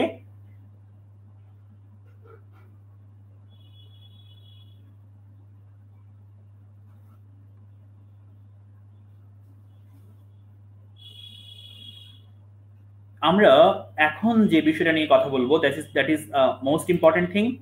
আমরা এখন কথা বলবো প্রনাউন নিয়ে। আমরা এতক্ষণ পর্যন্ত যা নিয়ে আলোচনা করেছি তা হচ্ছে নাউন। আমি চেষ্টা করেছি নাউনের মোটামুটি যেগুলো পরীক্ষার জন্য খুব ইম্পর্টেন্ট সবগুলো পয়েন্টকে টাচ করতে চেষ্টা করেছি। সো এখন আমরা প্রনাউন নিয়ে কথা বলবো। যদি আপনারা নতুন কেউ ক্লাসে যুক্ত হয়ে থাকেন, সবাইকে অনুরোধ করছি ক্লাসটা আপনাদের বন্ধুদের মাঝে শেয়ার করে দেওয়ার জন্য এবং আপনাদের ফ্রেন্ডদেরকে মেনশন করে দেওয়ার জন্য। আমরা এখন কথা বলবো প্রোনাউন নিয়ে। প্রোনাউন নিয়ে আমরা প্রথমে যে বিষয়টা জানবো সেটা হচ্ছে, দেখেন আমরা এদেরকে বলি সাবজেক্ট প্রোনাউন অথবা সাবজেক্টিভ প্রোনাউন অথবা নমিনেটিভ প্রোনাউন। প্রথমে এদের চেহারা দেখে নেন যে সাবজেক্ট বা সাবজেক্টিভ বা নমিনেটিভ প্রোনাউন কারা। মনে করেন আই, বহুবচন হচ্ছে উই। ইউ একবচনে যেমন, বহুবচনেও তেমন। হি, শি, ইট এগুলো হচ্ছে একবচন আর দে হচ্ছে বহুবচন। তাহলে এই বক্সে যাদেরকে দেখতে পাচ্ছেন এরা সবাই হচ্ছে সাবজেক্ট প্রোনাউন্স অথবা অন্য যে নামগুলো দেয়া আছে সাবজেক্টিভ প্রোনাউন্স, নমিনেটিভ প্রোনাউন্স। এখন একটু চেহারা দেখেন যারা অবজেক্টিভ প্রোনাউন্স। মনে করেন মি হচ্ছে একবচন, আস হচ্ছে বহুবচন। একবচনে ইউ আর বহুবচনে হচ্ছে ইউ। হিম, হার, ইট এগুলো হচ্ছে একবচন আর দ্যাম হচ্ছে বহুবচন। তাহলে এই বক্সে যাদেরকে দেখতে পাচ্ছেন এরা সবাই হচ্ছে অবজেক্ট অথবা অবজেক্টিভ প্রোনাউন্স। আমরা এখন যে বিষয়টা নিয়ে কথা বলবো সেটি হচ্ছে পজেসিভ প্রোনাউন্স। পজেসিভ প্রোনাউন্স, এখানে একটা ঝামেলা আছে। আপনারা নিশ্চয়ই হয়তো জানেন পজেসিভ দিয়ে কি বোঝানো হয়? মালিকানা বোঝানো হয়। পজেসিভ দিয়ে মালিকানা বোঝানো হয়। সো পজেসিভের দুই রকম ফাংশন আছে, একটাকে বলা হয় পজেসিভ অ্যাডজেক্টিভ আর একটাকে বলা হয় পজেসিভ প্রোনাউন। অনেকেই প্রশ্ন করতে পারেন আমরা প্রোনাউন নিয়ে আলোচনা করছি, সো প্রোনাউন নিয়ে যে আলোচনা করছি এখানে অ্যাডজেক্টিভ কেন আসবে? সেই প্রশ্নের উত্তর হচ্ছে এই যে পজেসিভ অ্যাডজেক্টিভের কথা বলছি আমরা, এটা আসলে প্রোনাউন থেকে তৈরি হয়েছে। মনে করেন আই, আই মানে আমি। এই আই থেকে আমরা কি পেয়েছি? মাই পেয়েছি। উই থেকে আমরা কি পেয়েছি? আওয়ার পেয়েছি। হি থেকে আমরা কি পেয়েছি? হিস পেয়েছি। শি থেকে আমরা হার পেয়েছি। ইট থেকে আমরা ইটস পেয়েছি। দে থেকে আমরা দেয়ার পেয়েছি। তাহলে এই সবগুলো শব্দ কিন্তু প্রোনাউন থেকে তৈরি হয়েছে। এরা কাজ করে অ্যাডজেক্টিভ হিসেবে, কিন্তু এদেরকে তৈরি করা হয়েছে কোথা থেকে? প্রোনাউন থেকে। সেজন্য প্রোনাউনের সাথে এদেরকে আলোচনা করা হচ্ছে। দেখেন তাহলে প্রথম বক্সে বাম পাশে যা দেয়া আছে তারা সবাই হচ্ছে পজিটিভ অ্যাডজেক্টিভ, আর ডান পাশে যাদের কথা বলা আছে তারা সবাই হচ্ছে পজিটিভ প্রোনাউন। দেখেন মাই হচ্ছে অ্যাডজেক্টিভ আর মাইন হচ্ছে প্রোনাউন। আওয়ার হচ্ছে অ্যাডজেক্টিভ, আওয়ার্স হচ্ছে প্রোনাউন। এভাবে দেখে নেন এগুলো। এখন প্রশ্ন আসতে পারে অ্যাডজেক্টিভের কাজ কি আর প্রোনাউনের কাজ কি, সেটা আমরা একটু পর আলোচনা করছি। চলে আসেন রিফ্লেক্সিভ প্রোনাউন। রিফ্লেক্সিভ প্রোনাউনগুলো দেখতে কেমন? মনে করেন মাইসেলফ একবচন, আওয়ার সেলফস হচ্ছে বহুবচন। ইউর সেলফ হচ্ছে একবচন, ইউর সেলফস হচ্ছে বহুবচন। হিমসেলফ, হারসেলফ, ইটসেলফ এগুলো হচ্ছে একবচন আর দ্যামসেলফস হচ্ছে বহুবচন। এগুলো হচ্ছে রিফ্লেক্সিভ প্রোনাউন্স। আমরা জাস্ট এতক্ষণ এদের চেহারা দেখলাম, আমরা এখন এদের ডিটেলস আলোচনা জানবো। প্রথমে আমরা কথা বলবো সাবজেক্ট প্রোনাউন্স নিয়ে। নিশ্চয়ই আপনাদের মনে আছে সাবজেক্ট প্রোনাউনের অন্য নাম হচ্ছে সাবজেক্টিভ প্রোনাউন অথবা নমিনেটিভ প্রোনাউন। আচ্ছা, এদের নাম দেখেই তো বোঝা যায় যে এরা বাক্যে সাবজেক্ট হিসেবে কাজ করে। এরা কোনো বাক্য অথবা কোনো ক্লজের সাবজেক্ট হিসেবে কাজ করে। এরা সাবজেক্ট হিসেবে কাজ করে বলেই এদের নাম হচ্ছে সাবজেক্ট প্রোনাউন্স। যেহেতু এরা সাবজেক্ট হিসেবে কাজ করে সেজন্য এদের নাম হচ্ছে সাবজেক্ট প্রোনাউন্স। দেখি প্রথম রুল। তাহলে কোনো বাক্যের অথবা কোনো ক্লজের সাবজেক্ট হিসেবে কি বসাতে হবে? সাবজেক্ট প্রোনাউন বসাতে হবে। মনে করেন ইফ আরিফ ইনভাইটস আস, যদি আরিফ আমাদেরকে আমন্ত্রণ জানায়, you and I will go to the party. যদি আরিফ আমাদেরকে আমন্ত্রণ জানায়, ইউ এন্ড আই তুমি এবং আমি will go to the party, পার্টিতে যাব। দেখেন তো এখানে এই পরের যে ক্লজটা সেই ক্লজের সাবজেক্ট হচ্ছে ইউ এন্ড আই। তাহলে সাবজেক্ট যেহেতু এখানে আছে আমরা সেজন্য কি করেছি? এখানে সাবজেক্ট প্রোনাউন ইউজ করেছি।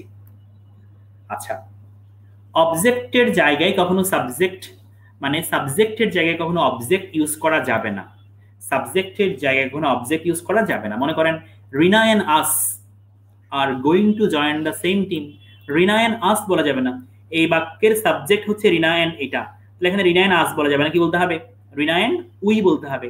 রিনা and we are going to join the same team. বুঝতেই পারছেন কোনো বাক্য অথবা কোনো ক্লজের সাবজেক্টের জায়গায় প্রোনাউনের সাবজেক্ট ফর্মটা ইউজ করতে হবে। Rule 2 is very much important. এটা অনেকে কনফিউজড হবে আমি জানি, এটা খুবই ইম্পর্টেন্ট। একটু দেখেন অনেক ইম্পর্টেন্ট এটা, মনে রাখতে হবে বি ভার্বের পরে, কার পরে? বি ভার্বের পরে প্রোনাউনের সাবজেক্ট ফর্ম বসবে। আমরা অনেকেই হয়তো বি ভার্বের পরে অবজেক্ট ফর্ম ইউজ করি, কিন্তু মনে রাখতে হবে যে বি ভার্বের পরে প্রোনাউনের কি বসবে? সাবজেক্ট ফর্ম বসবে। এক্সাম্পল দেখেন, এখানে বলা হচ্ছে ইট ইজ মি নাকি আই। তো দেখেন এখানে ইজটা হচ্ছে বি ভার্ব, তাহলে আমরা বললাম যে বি ভার্বের পরে কি বসবে? সরি,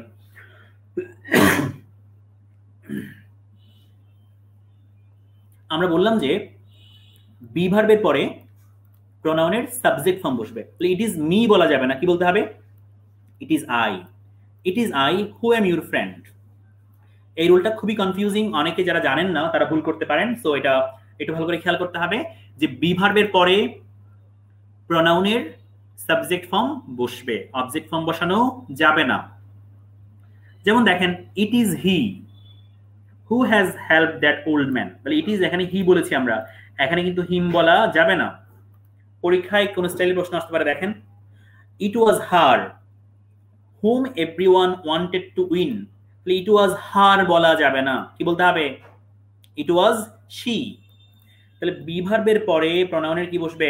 সাবজেক্ট ফর্ম বসবে। আশা করছি রুল 2 বুঝতে পেরেছেন। আমরা চলে যাচ্ছি রুল 3 তে।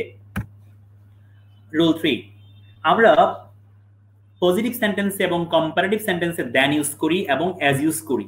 আমরা যে দেন এবং অ্যাজ ইউজ করি, জেনারেলি এই দেন এবং অ্যাজ এর পরে কি হয়? প্রোনাউনের সাবজেক্ট ফর্ম হয়। এটাও অনেকে কনফিউজড হতে পারে, ভুল করতে পারে, একটু খেয়াল করেন। Rina is as tall as I, এখানে কিন্তু Rina is as tall as me বলা যাবে না, কি বলতে হবে? Rina is as tall as কি বলতে হবে? আই বলতে হবে। তাহলে দেখেন অ্যাজ এর পরে কি বসছে? প্রোনাউনের সাবজেক্ট ফর্ম বসছে। অ্যাজ এর পরে প্রোনাউনের সাবজেক্ট ফর্ম বসছে। Rima is more intelligent than I, দেখেন Rima is more intelligent than me বলা যাবে না, কি বলতে হবে? আই। তার মানে দেন এর পরে এবং অ্যাজ এর পরে কি বসছে? প্রোনাউনের সাবজেক্ট ফর্ম বসছে। রুল 2 এবং 3 হচ্ছে একটু কনফিউজিং, একটু খেয়াল করবেন। রুল 4 এ আসেন। যখন একটি সেন্টেন্সে বিভিন্ন পার্সন ব্যবহার করা হয় তখন এই নিয়ম অনুসরণ করা হবে। যখন একটি সেন্টেন্সে বিভিন্ন পার্সন ইউজ করা হয় তখন আমরা এই নিয়ম ইউজ করব। সেটা হচ্ছে কিরকম? মনে করেন জেনারেলি আমরা কোন একটা বাক্য লিখছি, সেই বাক্যে সাবজেক্ট হিসেবে ফার্স্ট পার্সনও আছে, সেকেন্ড পার্সনও আছে, থার্ড পার্সনও আছে। যদি সাবজেক্ট হিসেবে first person, second person, third person তিনটাই একত্রে থাকে, তাহলে আপনাকে অনুসরণ করতে হবে এরকম 2 3 1। আপনাকে এই নিয়ম মেনে চলতে হবে 2 3 1। 2 3 1 মানে হচ্ছে second person, third person, first person. General যে কোনো ক্ষেত্রে সাবজেক্ট হিসেবে যদি তিনটা পার্সন থাকে তাহলে 2 3 1 এই ফর্মুলা ইউজ করতে হবে। 2 3 1 মানে প্রথমে সেকেন্ড পার্সন, তারপর থার্ড পার্সন, এরপরে হচ্ছে ফার্স্ট পার্সন। যেমন দেখেন I you and Tahi must go to the class. I you and Tahi, Shamim Hussain Farabi বলেছেন আমরা স্ট্যাটাস দেই me and my friend, subject হিসেবে মি এন্ড মাই ফ্রেন্ড দিলে নিশ্চয়ই ভুল হবে, এরকম বলা যাবে না। আমরা ফেসবুকে যে স্ট্যাটাস গুলো দেই এগুলো হচ্ছে অনেক ক্ষেত্রে এগুলো ভুল হয়, এগুলো হচ্ছে ইনফর্মাল ইংলিশ। তো ইনফর্মাল ইংলিশটা একটু ডিফারেন্ট। তো আমরা যখন প্র্যাকটিক্যালি কাগজে কলমে ফর্মাল ইংলিশ লিখবো বা বলবো তখন আমরা নিশ্চয়ই এই ভুলগুলো করব না। আচ্ছা, তো যে কথা বললাম আই ইউ এন্ড তাহি বলা যাবে না, কি বলতে হবে? You Tahi and I must go to the class. কেন বলা হচ্ছে? প্রথমে আনতে হবে সেকেন্ড পার্সন, তারপরে হচ্ছে থার্ড পার্সন, তারপরে হচ্ছে ফার্স্ট পার্সন।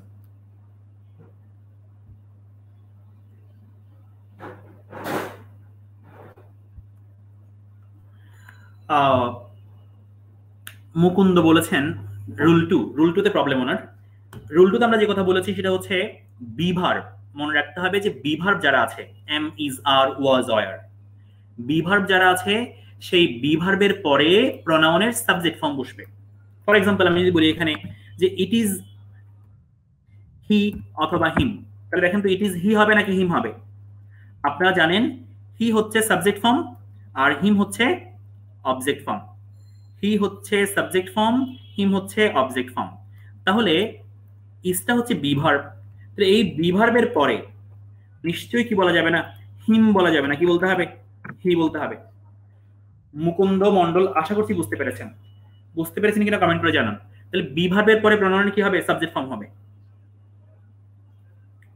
আমরা চলে আসছি রুল 4। তো বললাম যে যখন সাবজেক্ট হিসেবে একত্রে 3টা পার্সন বসবে, first person, second person, third person, তখন অনুসরণ করতে হবে 2-3-1। 2-3-1 মানে আগে সেকেন্ড পার্সন বলবো আমরা, এরপরে থার্ড পার্সন, এরপরে হচ্ছে ফার্স্ট পার্সন। আচ্ছা, তাহলে এখানে আই ইউ এন তাহি না বলে কি বলতে হবে? ইউ তাহি এন আই বলতে হবে। এখন চলে আসেন রুল 5। যখন দোষ স্বীকার করা বোঝায়, যখন কি বোঝাবে? দোষ, আপনি একটা দোষ করেছেন এরকম একটা দোষ স্বীকার করা বোঝাবে, তখন নর্মাল নিয়ম হচ্ছে 1-2-3 করতে হবে। কি করতে হবে? 1-2-3। আবার অনেকে বলছেন যে এটা 1-3-2 করা যাবে। এটা নিয়ে অনেকের মধ্যে কনফিউশন আছে, ডাউট আছে। এক একজন ব্যাকরণবিদ এক একভাবে ব্যাখ্যা করেছেন। তবে সবচেয়ে কমন হচ্ছে প্রথমটা, মানে 1-2-3। যখন আপনি কোনো বাক্যের সাবজেক্ট হিসেবে 3টা পার্সনকে একত্রে নিয়ে আসবেন, যদি দোষ স্বীকার করা বোঝায় বা দোষ করা হয়েছে এরকম বোঝায়, তাহলে কি হবে? 1-2-3 হবে। 1-2-3 মানে হচ্ছে first person, second person, third person. যেমন দেখেন, you Tahi and I are guilty. Guilty মানে অপরাধী, গিলটি মানে অপরাধী। তাহলে দেখেন, ইউ তাহি এন্ড আই বলা যাবে না, কি বলতে হবে? I, you and Tahi are guilty. তাহলে প্রথমে হচ্ছে ফার্স্ট পার্সন, এরপরে হচ্ছে সেকেন্ড পার্সন, এরপরে হচ্ছে থার্ড পার্সন, মানে 1-2-3 এই রুল ফলো করতে হবে। এই হচ্ছে আমাদের সাবজেক্ট প্রোনাউন নিয়ে এই কথাগুলো আলোচনা করলাম। এখন আমরা আলোচনা করব অবজেক্ট প্রোনাউন নিয়ে। আমরা এখন আলোচনা করব অবজেক্ট প্রোনাউন নিয়ে। আচ্ছা, এখন দেখেন অবজেক্ট প্রোনাউন, নিশ্চয়ই আপনারা জানেন অবজেক্ট প্রোনাউন এদের নাম দেখেই বোঝা যায় এরা অবজেক্টের জায়গায় বসবে। আপনারা কি জানেন অবজেক্টের জায়গা কোথায়? অবজেক্টের জায়গা হচ্ছে ভার্বের ঠিক পরে।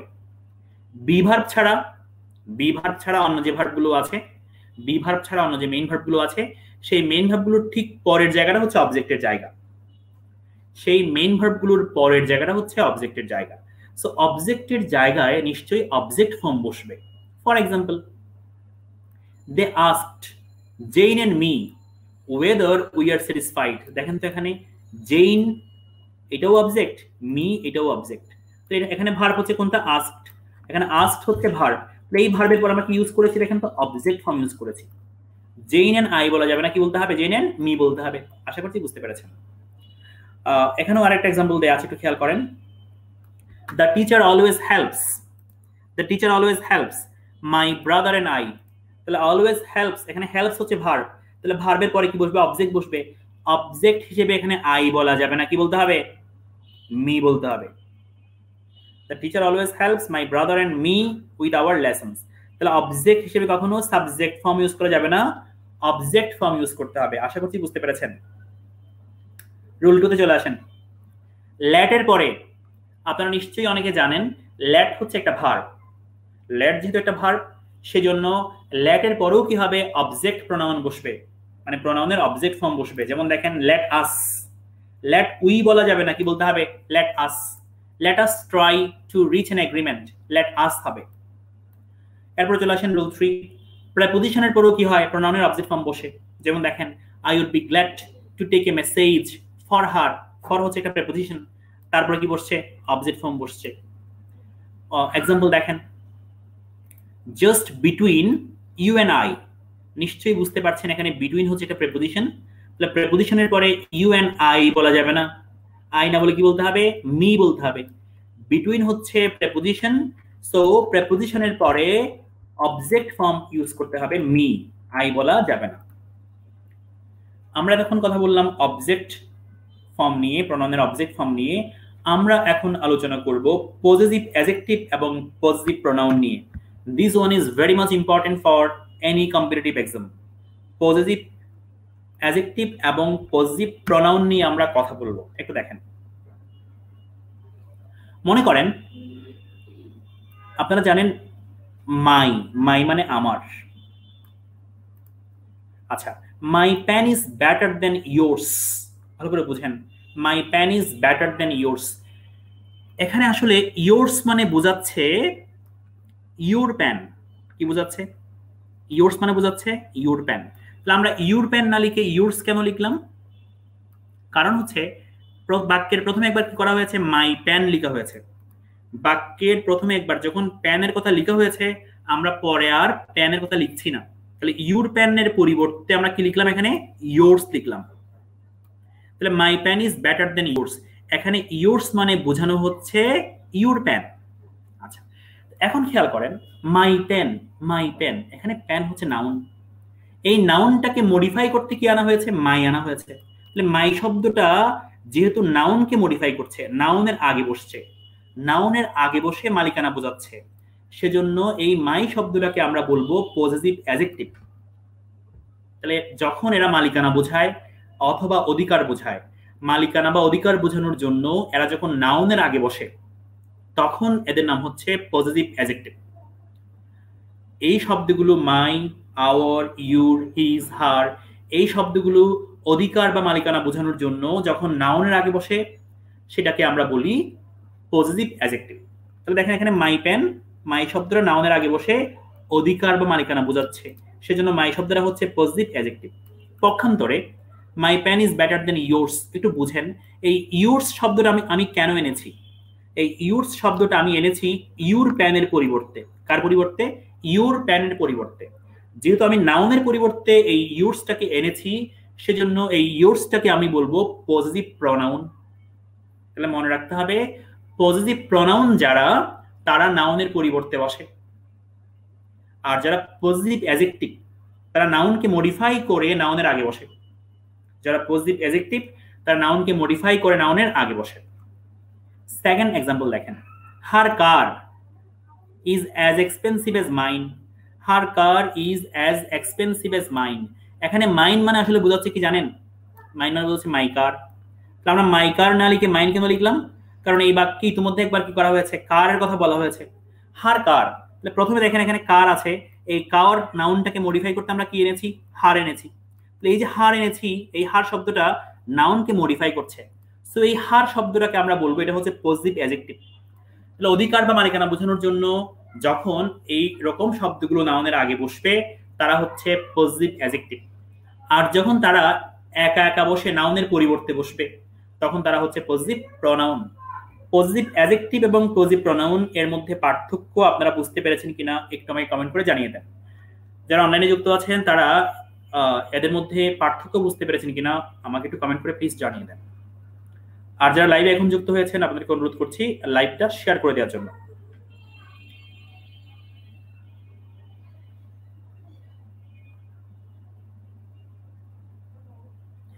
আমরা মোহন হুসাইন বলেছেন যে বুঝতে পেরেছেন।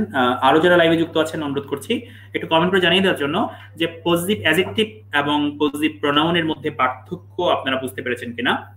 আর যারা লাইভে যুক্ত আছেন সবাইকে অনুরোধ করছি ক্লাসটা ফ্রেন্ডদের সাথে শেয়ার করার জন্য। আচ্ছা, সুমন বলছেন শেয়ার ডান, ভেরি গুড। আচ্ছা, আমরা একটু দেখি রুল 1।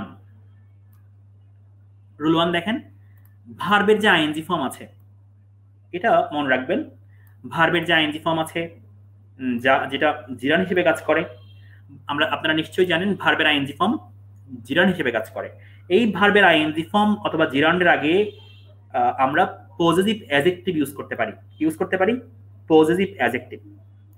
ভার্বের আইএনজি ফর্ম অথবা জিরান্ডের আগে আমরা পজিটিভ অ্যাডজেক্টিভ ইউজ করতে পারি। প্রোনাউনের অন্য ফর্ম ইউজ করা যাবে না। ভার্বের আইএনজি ফর্ম অথবা জিরান্ডের আগে প্রোনাউনের অন্য ফর্ম ইউজ করা যাবে না। কি ইউজ করতে হবে? Positive adjective. ভালো করে দেখেন, I insisted on her going. দেখেন তো এখানে গোয়িং আছে না? গোয়িংটা হচ্ছে আইএনজি ফর্ম। তাহলে আইএনজি ফর্ম আছে বলে আমরা এখানে কি ইউজ করেছি? এর আগে পজিটিভ অ্যাডজেক্টিভ ইউজ করেছি। রুনা রিগ্রেটেড। রুনা রিগ্রেটেড, এখানে দেখেন লেখা আছে মিসআন্ডারস্ট্যান্ডিং। আমরা এখানে ভার্বের আইএনজি ফর্ম ইউজ করেছি দেয়ার। তাহলে মনে রাখতে হবে যে ভার্বের আইএনজি ফর্ম যেটা আছে মানে জিরান, তার ঠিক আগে যদি কোনো প্রোনাউনের ফর্ম ইউজ করতে হয় সেটা কি ফর্ম হবে? পজিটিভ অ্যাডজেক্টিভ ফর্ম হবে। আরো এক্সাম্পল দেখেন, Nila objected to him coming with us. দেখেন এখানে কামিং আছে, তাহলে কামিং এর আগে হিম বলা যাবে না। কি বলতে হবে? পজিটিভ অ্যাডজেক্টিভ ফর্ম বলতে হবে। তাহলে কামিং এর আগে কি বলতে হবে? হিম না বলে হিজ বলতে হবে। যারা অনলাইনে যুক্ত আছেন সবার জন্য একটা ছোট্ট টেস্ট, দেখি সবাই পারেন কিনা এটা। এই প্রশ্নটা সবাই সলভ করেন, দেখি পারেন কিনা। এই প্রশ্ন সবাই সলভ করেন। হি ইজ সারপ্রাইজড বাই, একটা গ্যাপ আছে, এরপরে আছে having to pay for the accident. এই প্রশ্নটা সবাই সলভ করেন, কি হবে? আমি যেটা মার্ক করে রেখেছি এই প্রশ্নের উত্তরটা কি হবে, সবাই সলভ করে আমাকে উত্তরটা দ্রুত জানান।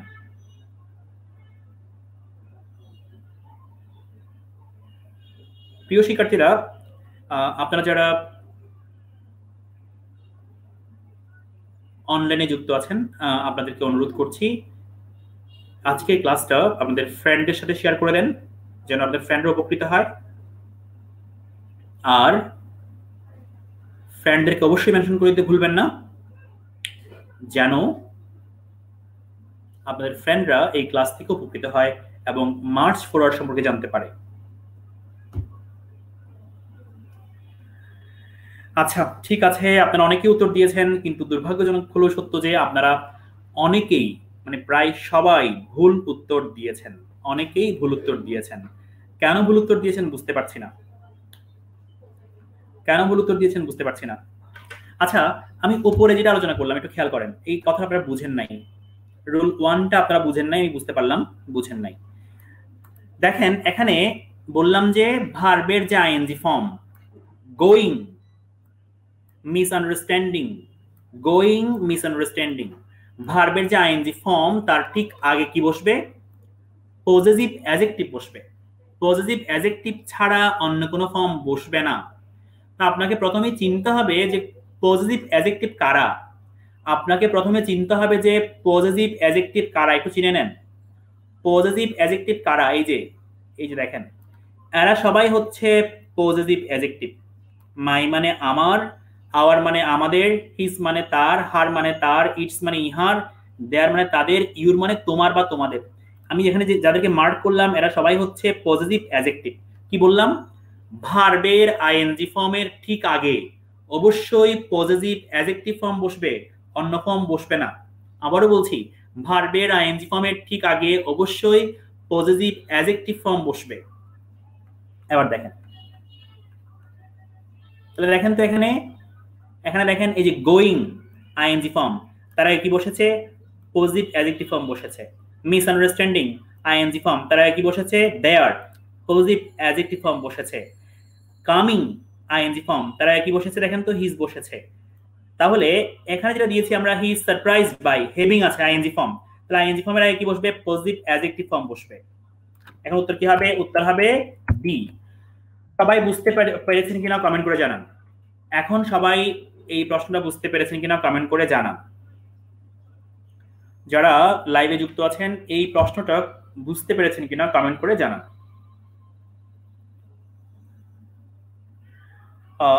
রুল 2টা ভালো করে বুঝে নেন। এটা যদি বুঝে নিতে পারেন তাহলে আপনাদের জন্য একটা ছোট্ট পরীক্ষা আছে। রুল 2 ভালো করে বুঝে নেন, এটা বুঝে নিতে পারলে আপনাদের জন্য ছোট্ট আরেকটা টেস্ট আছে, দেখি আপনারা কতটুকু পারেন। আচ্ছা, পজিটিভ অ্যাডজেক্টিভ, পজিটিভ অ্যাডজেক্টিভ নাউনের আগে ব্যবহৃত হয় যা শরীরের কোনো অংশকে আইডেন্টিফাই করে। আচ্ছা, পজিটিভ অ্যাডজেক্টিভ নাউনের আগে ব্যবহৃত হয় যা শরীরের কোনো অংশকে আইডেন্টিফাই করে। আপনাকে আগে চিনতে হবে যে হোয়াট ইজ পজিটিভ অ্যাডজেক্টিভ। আমি আপনাদেরকে একটু আগে দেখিয়ে দিলাম, মাই, আওয়ার, ইয়োর, হিজ, হার, দেয়ার, এগুলো সবগুলো হচ্ছে কি? Positive adjective. তাহলে শরীরের যদি কোনো পার্ট বোঝায় তার আগে আমরা কি ইউজ করতে পারবো? পজিটিভ অ্যাডজেক্টিভ ইউজ করতে পারবো। আবারও বলছি, শরীরের কোনো অংশ পার্ট বোঝালে আমরা তার আগে পজিটিভ অ্যাডজেক্টিভ ইউজ করতে পারবো। যেমন দেখেন, শিকা রাইটস বাই, এখানে আছে লেফট হ্যান্ড, দেখেন লেফট হ্যান্ড, লেফট হ্যান্ড হচ্ছে শরীরের অংশ, তার আগে কি ইউজ করা হয়েছে? হার, এটা হচ্ছে positive adjective. How did you twist the ankle, তাহলে how did you twist the ankle বলা যাবে না। আপনারা জানেন অ্যাঙ্কেল মানে হচ্ছে পায়ের গোড়ালি, তাহলে অ্যাঙ্কেল এটাকে দা বলা যাবে না, কি বলতে হবে? ইয়োর, কি বলতে হবে? ইয়োর। পার্ট অফ বডি যদি শরীরের অংশ বোঝায় তার আগে পজিটিভ অ্যাডজেক্টিভ ইউজ করতে হবে। আশা করছি বুঝতে পেরেছেন। যদি বুঝতে পেরে থাকেন এটা সবাই সলভ করেন। যেটা মার্ক করলাম এটার উত্তর কি হবে সবাই আমাকে দ্রুত কমেন্ট করে জানিয়ে দেন।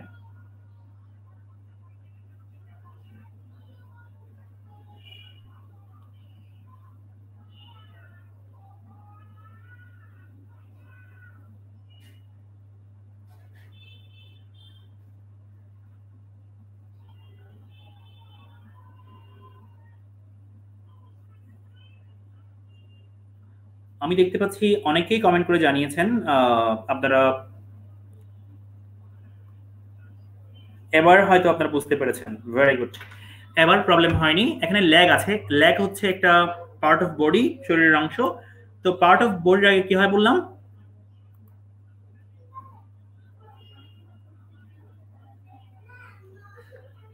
পার্ট অফ বডির আগে কি হয় আপনার পজিটিভ অ্যাডজেক্টিভ হয়, তাহলে কি হবে? হিজ হবে। বাক্যটা বুঝিয়ে দেই। Sports medicine experts agree that, sports medicine এক্সপার্টরা একমত হন যে ice should be applied, ice কি করতে হবে? প্রয়োগ করা উচিত। ইমিডিয়েটলি, তৎক্ষণাৎ, তৎক্ষণাৎ বরফ প্রয়োগ করা উচিত। হবেন যখন an athlete suffers injury to his leg, যখন একজন অ্যাথলেট পায়ে, তার পায়ে আঘাত পায়। তাহলে এখানে লেগ হচ্ছে পার্ট অফ বডি, তাই এখানে হিজ হয়েছে, মানে পজিটিভ অ্যাডজেক্টিভ হয়েছে। কালেকটিভ নাউনের জন্য, যদি কালেকটিভ নাউনে যারা আছে তারা সবাই যদি কি হয়, আমরা ইতিমধ্যে কালেকটিভ নাউন হিসেবে আমরা আলোচনা করেছি। কালেকটিভ নাউনে যারা আছে তারা যদি অবিভক্ত হয়, যদি সবাই একই মত পোষণ করে, তার জন্য ইটস ইউজ করতে হবে। কি ইউজ করতে হবে? ইটস।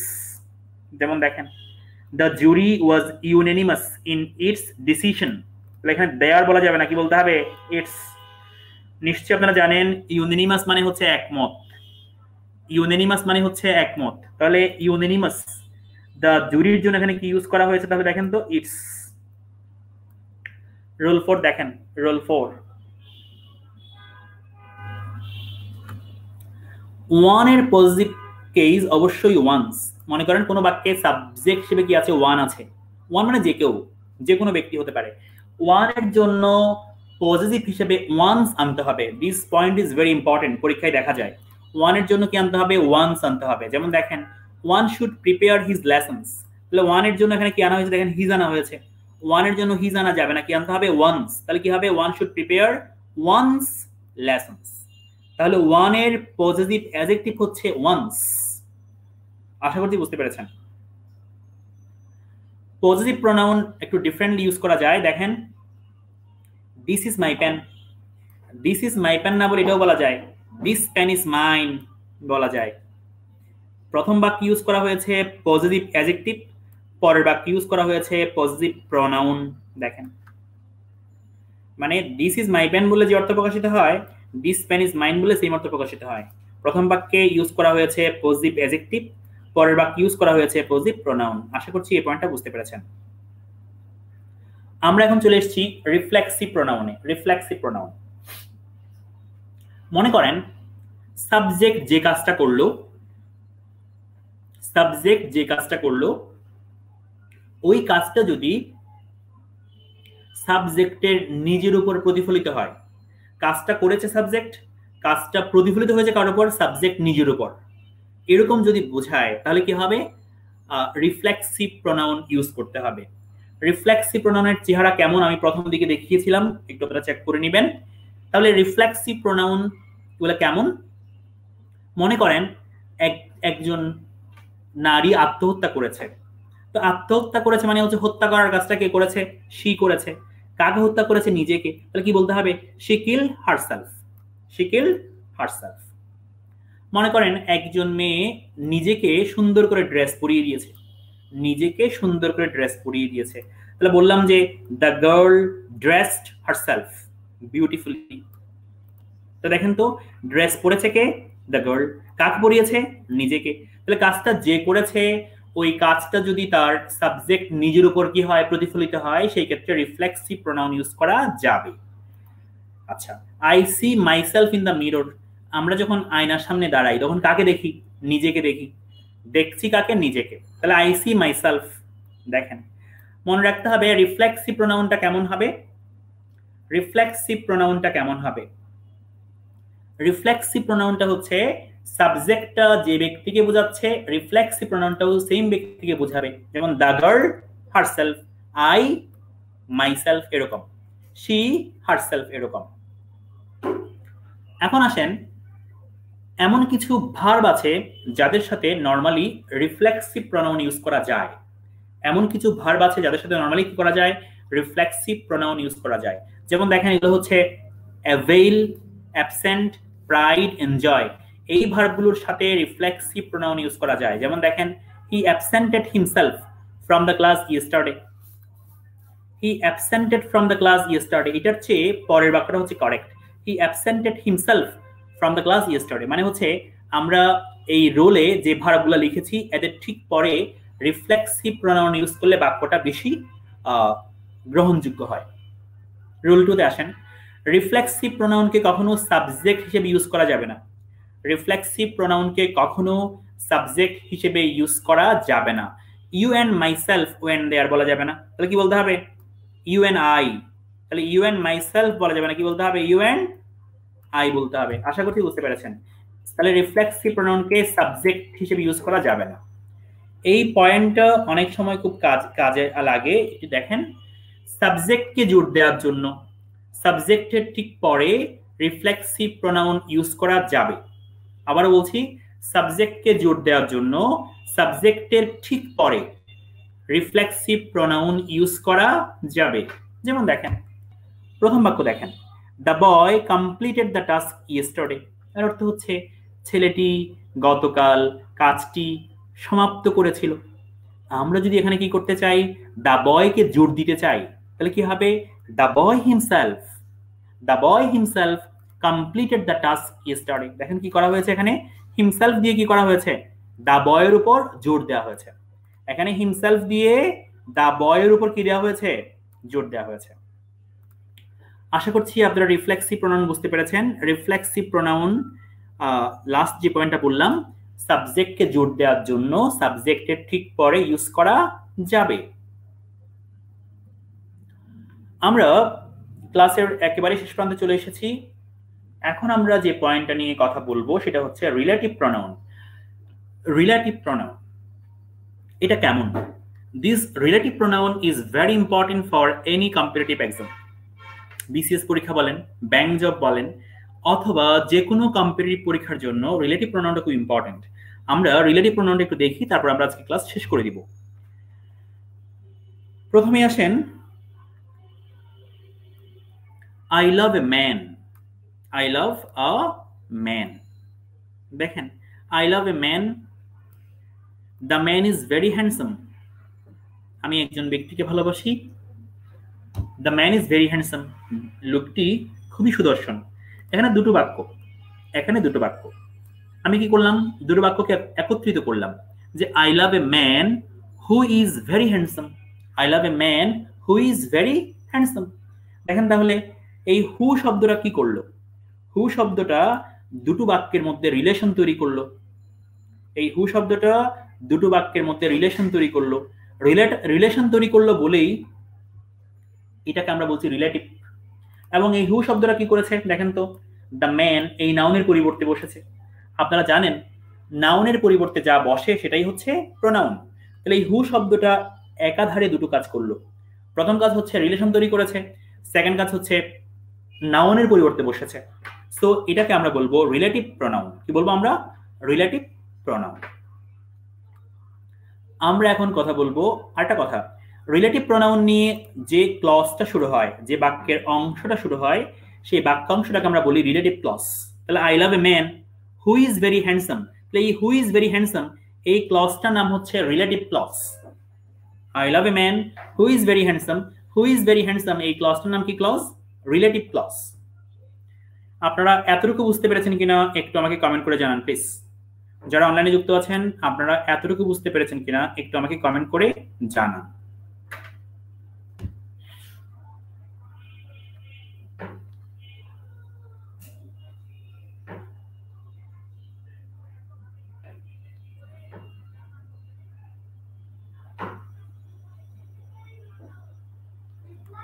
আচ্ছা, এখানে দেখেন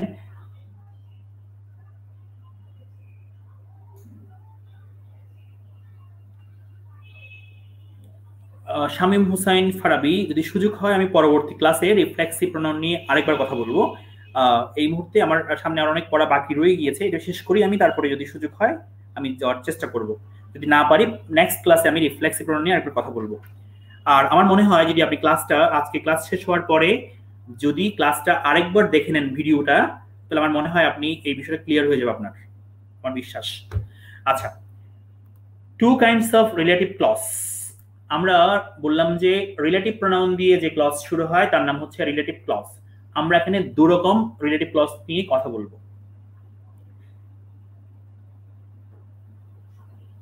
হ্যাঁ, শামীম হুসাইন বলছেন রিলেটিভ ক্লজকে কি অ্যাডজেক্টিভ ক্লজ বলা যাবে? হ্যাঁ, রিলেটিভ ক্লজকে অ্যাডজেক্টিভ ক্লজ বলা যাবে। আমরা যখন ক্লজ শেখাবো তখন আমরা এগুলো নিয়ে আবার আলোচনা করব। রিলেটিভ ক্লজকে আমরা অ্যাডজেক্টিভ ক্লজ বলতে পারবো। ঠিক আছে, আমরা আলোচনায় যাই। We use relative clauses to make clear which person or thing we are talking about. আমরা কোন ব্যক্তি সম্পর্কে কথা বলছি, আমরা কোন ব্যক্তি সম্পর্কে বা কোন বিষয় সম্পর্কে কথা বলছি সেটাকে ক্লিয়ার করার জন্য আমরা কি করি? রিলেটিভ ক্লজ ইউজ করি। যেমন দেখেন, Marie Curie is the woman. Marie Curie is the woman. আচ্ছা, আমরা কি বলতে চেয়েছি Marie Curie is the woman? না। তাহলে Marie Curie is the woman এতটুকু বললে কিন্তু আসলে বাক্যটা পুরোপুরি অর্থপূর্ণ হয় না। Who discovered radium. Marie Curie হচ্ছে ওই মহিলা যিনি কি করেছেন? রেডিয়াম আবিষ্কার করেছেন। দেখেন তো এখানে যে রিলেটিভ ক্লজটা দেয়া আছে, এই রিলেটিভ ক্লজটা কিন্তু বাক্যের অর্থ পূরণের জন্য অপরিহার্য। একটু চিন্তা করেন তো, Marie Curie is the woman এতটুকু বললে বাক্যটা পুরোপুরি অর্থপূর্ণ হয় কিনা, নাকি ব্যাখ্যা লাগছে?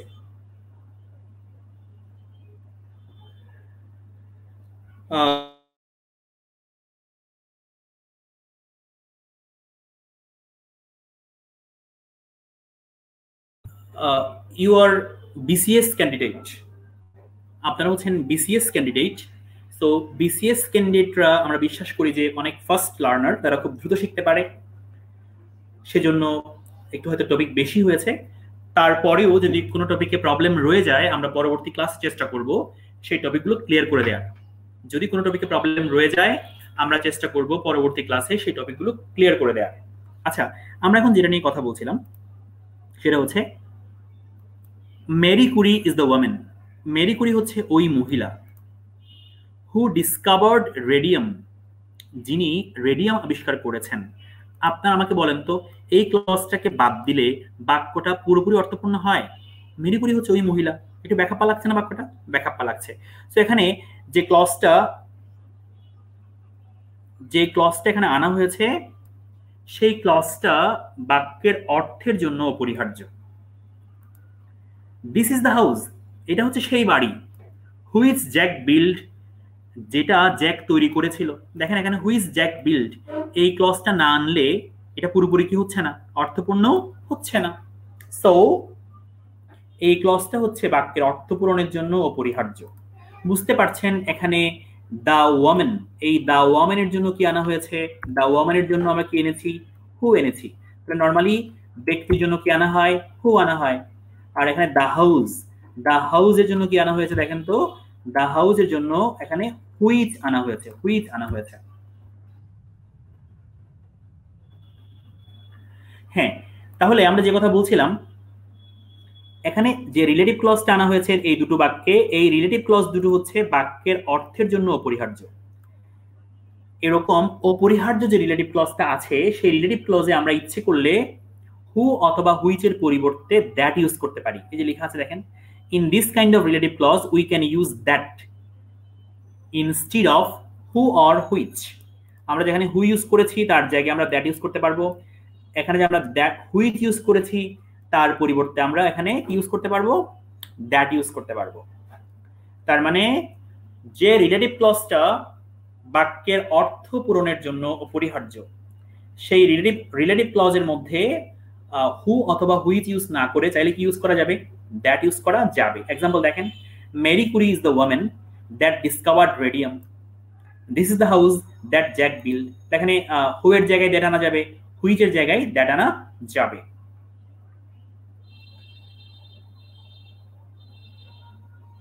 এরপরে একটু দেখেন, আমরা একটু ডিফারেন্ট বিষয় নিয়ে কথা বলি।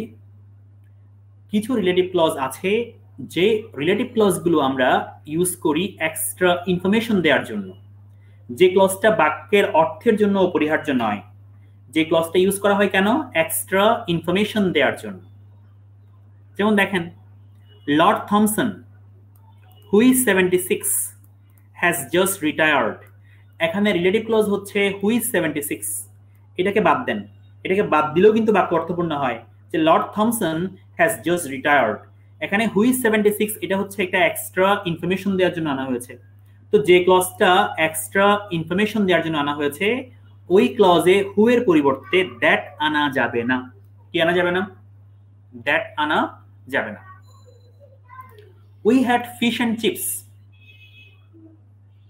We had fish and chips which I always enjoy.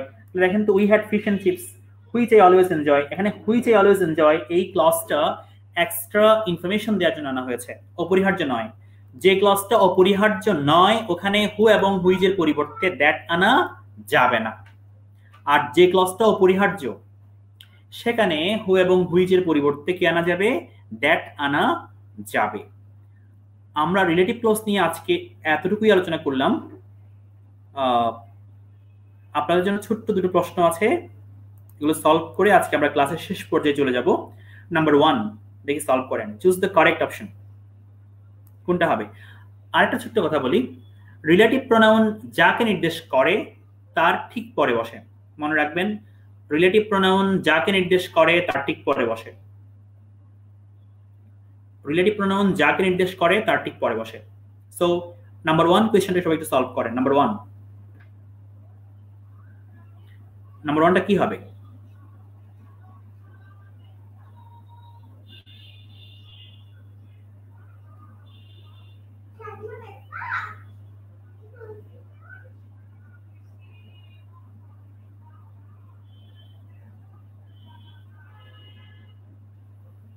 দেখতে পাচ্ছি অনেকেই সঠিক উত্তর দিয়েছেন। মুকুন্দ মন্ডল, তারপরে হচ্ছে রেবেকা সাকিব, শামীম হুসাইন ফারাবি। আচ্ছা, উত্তর হবে the man who stole my bag was ton.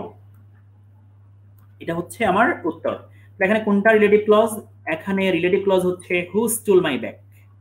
Who stole my bag.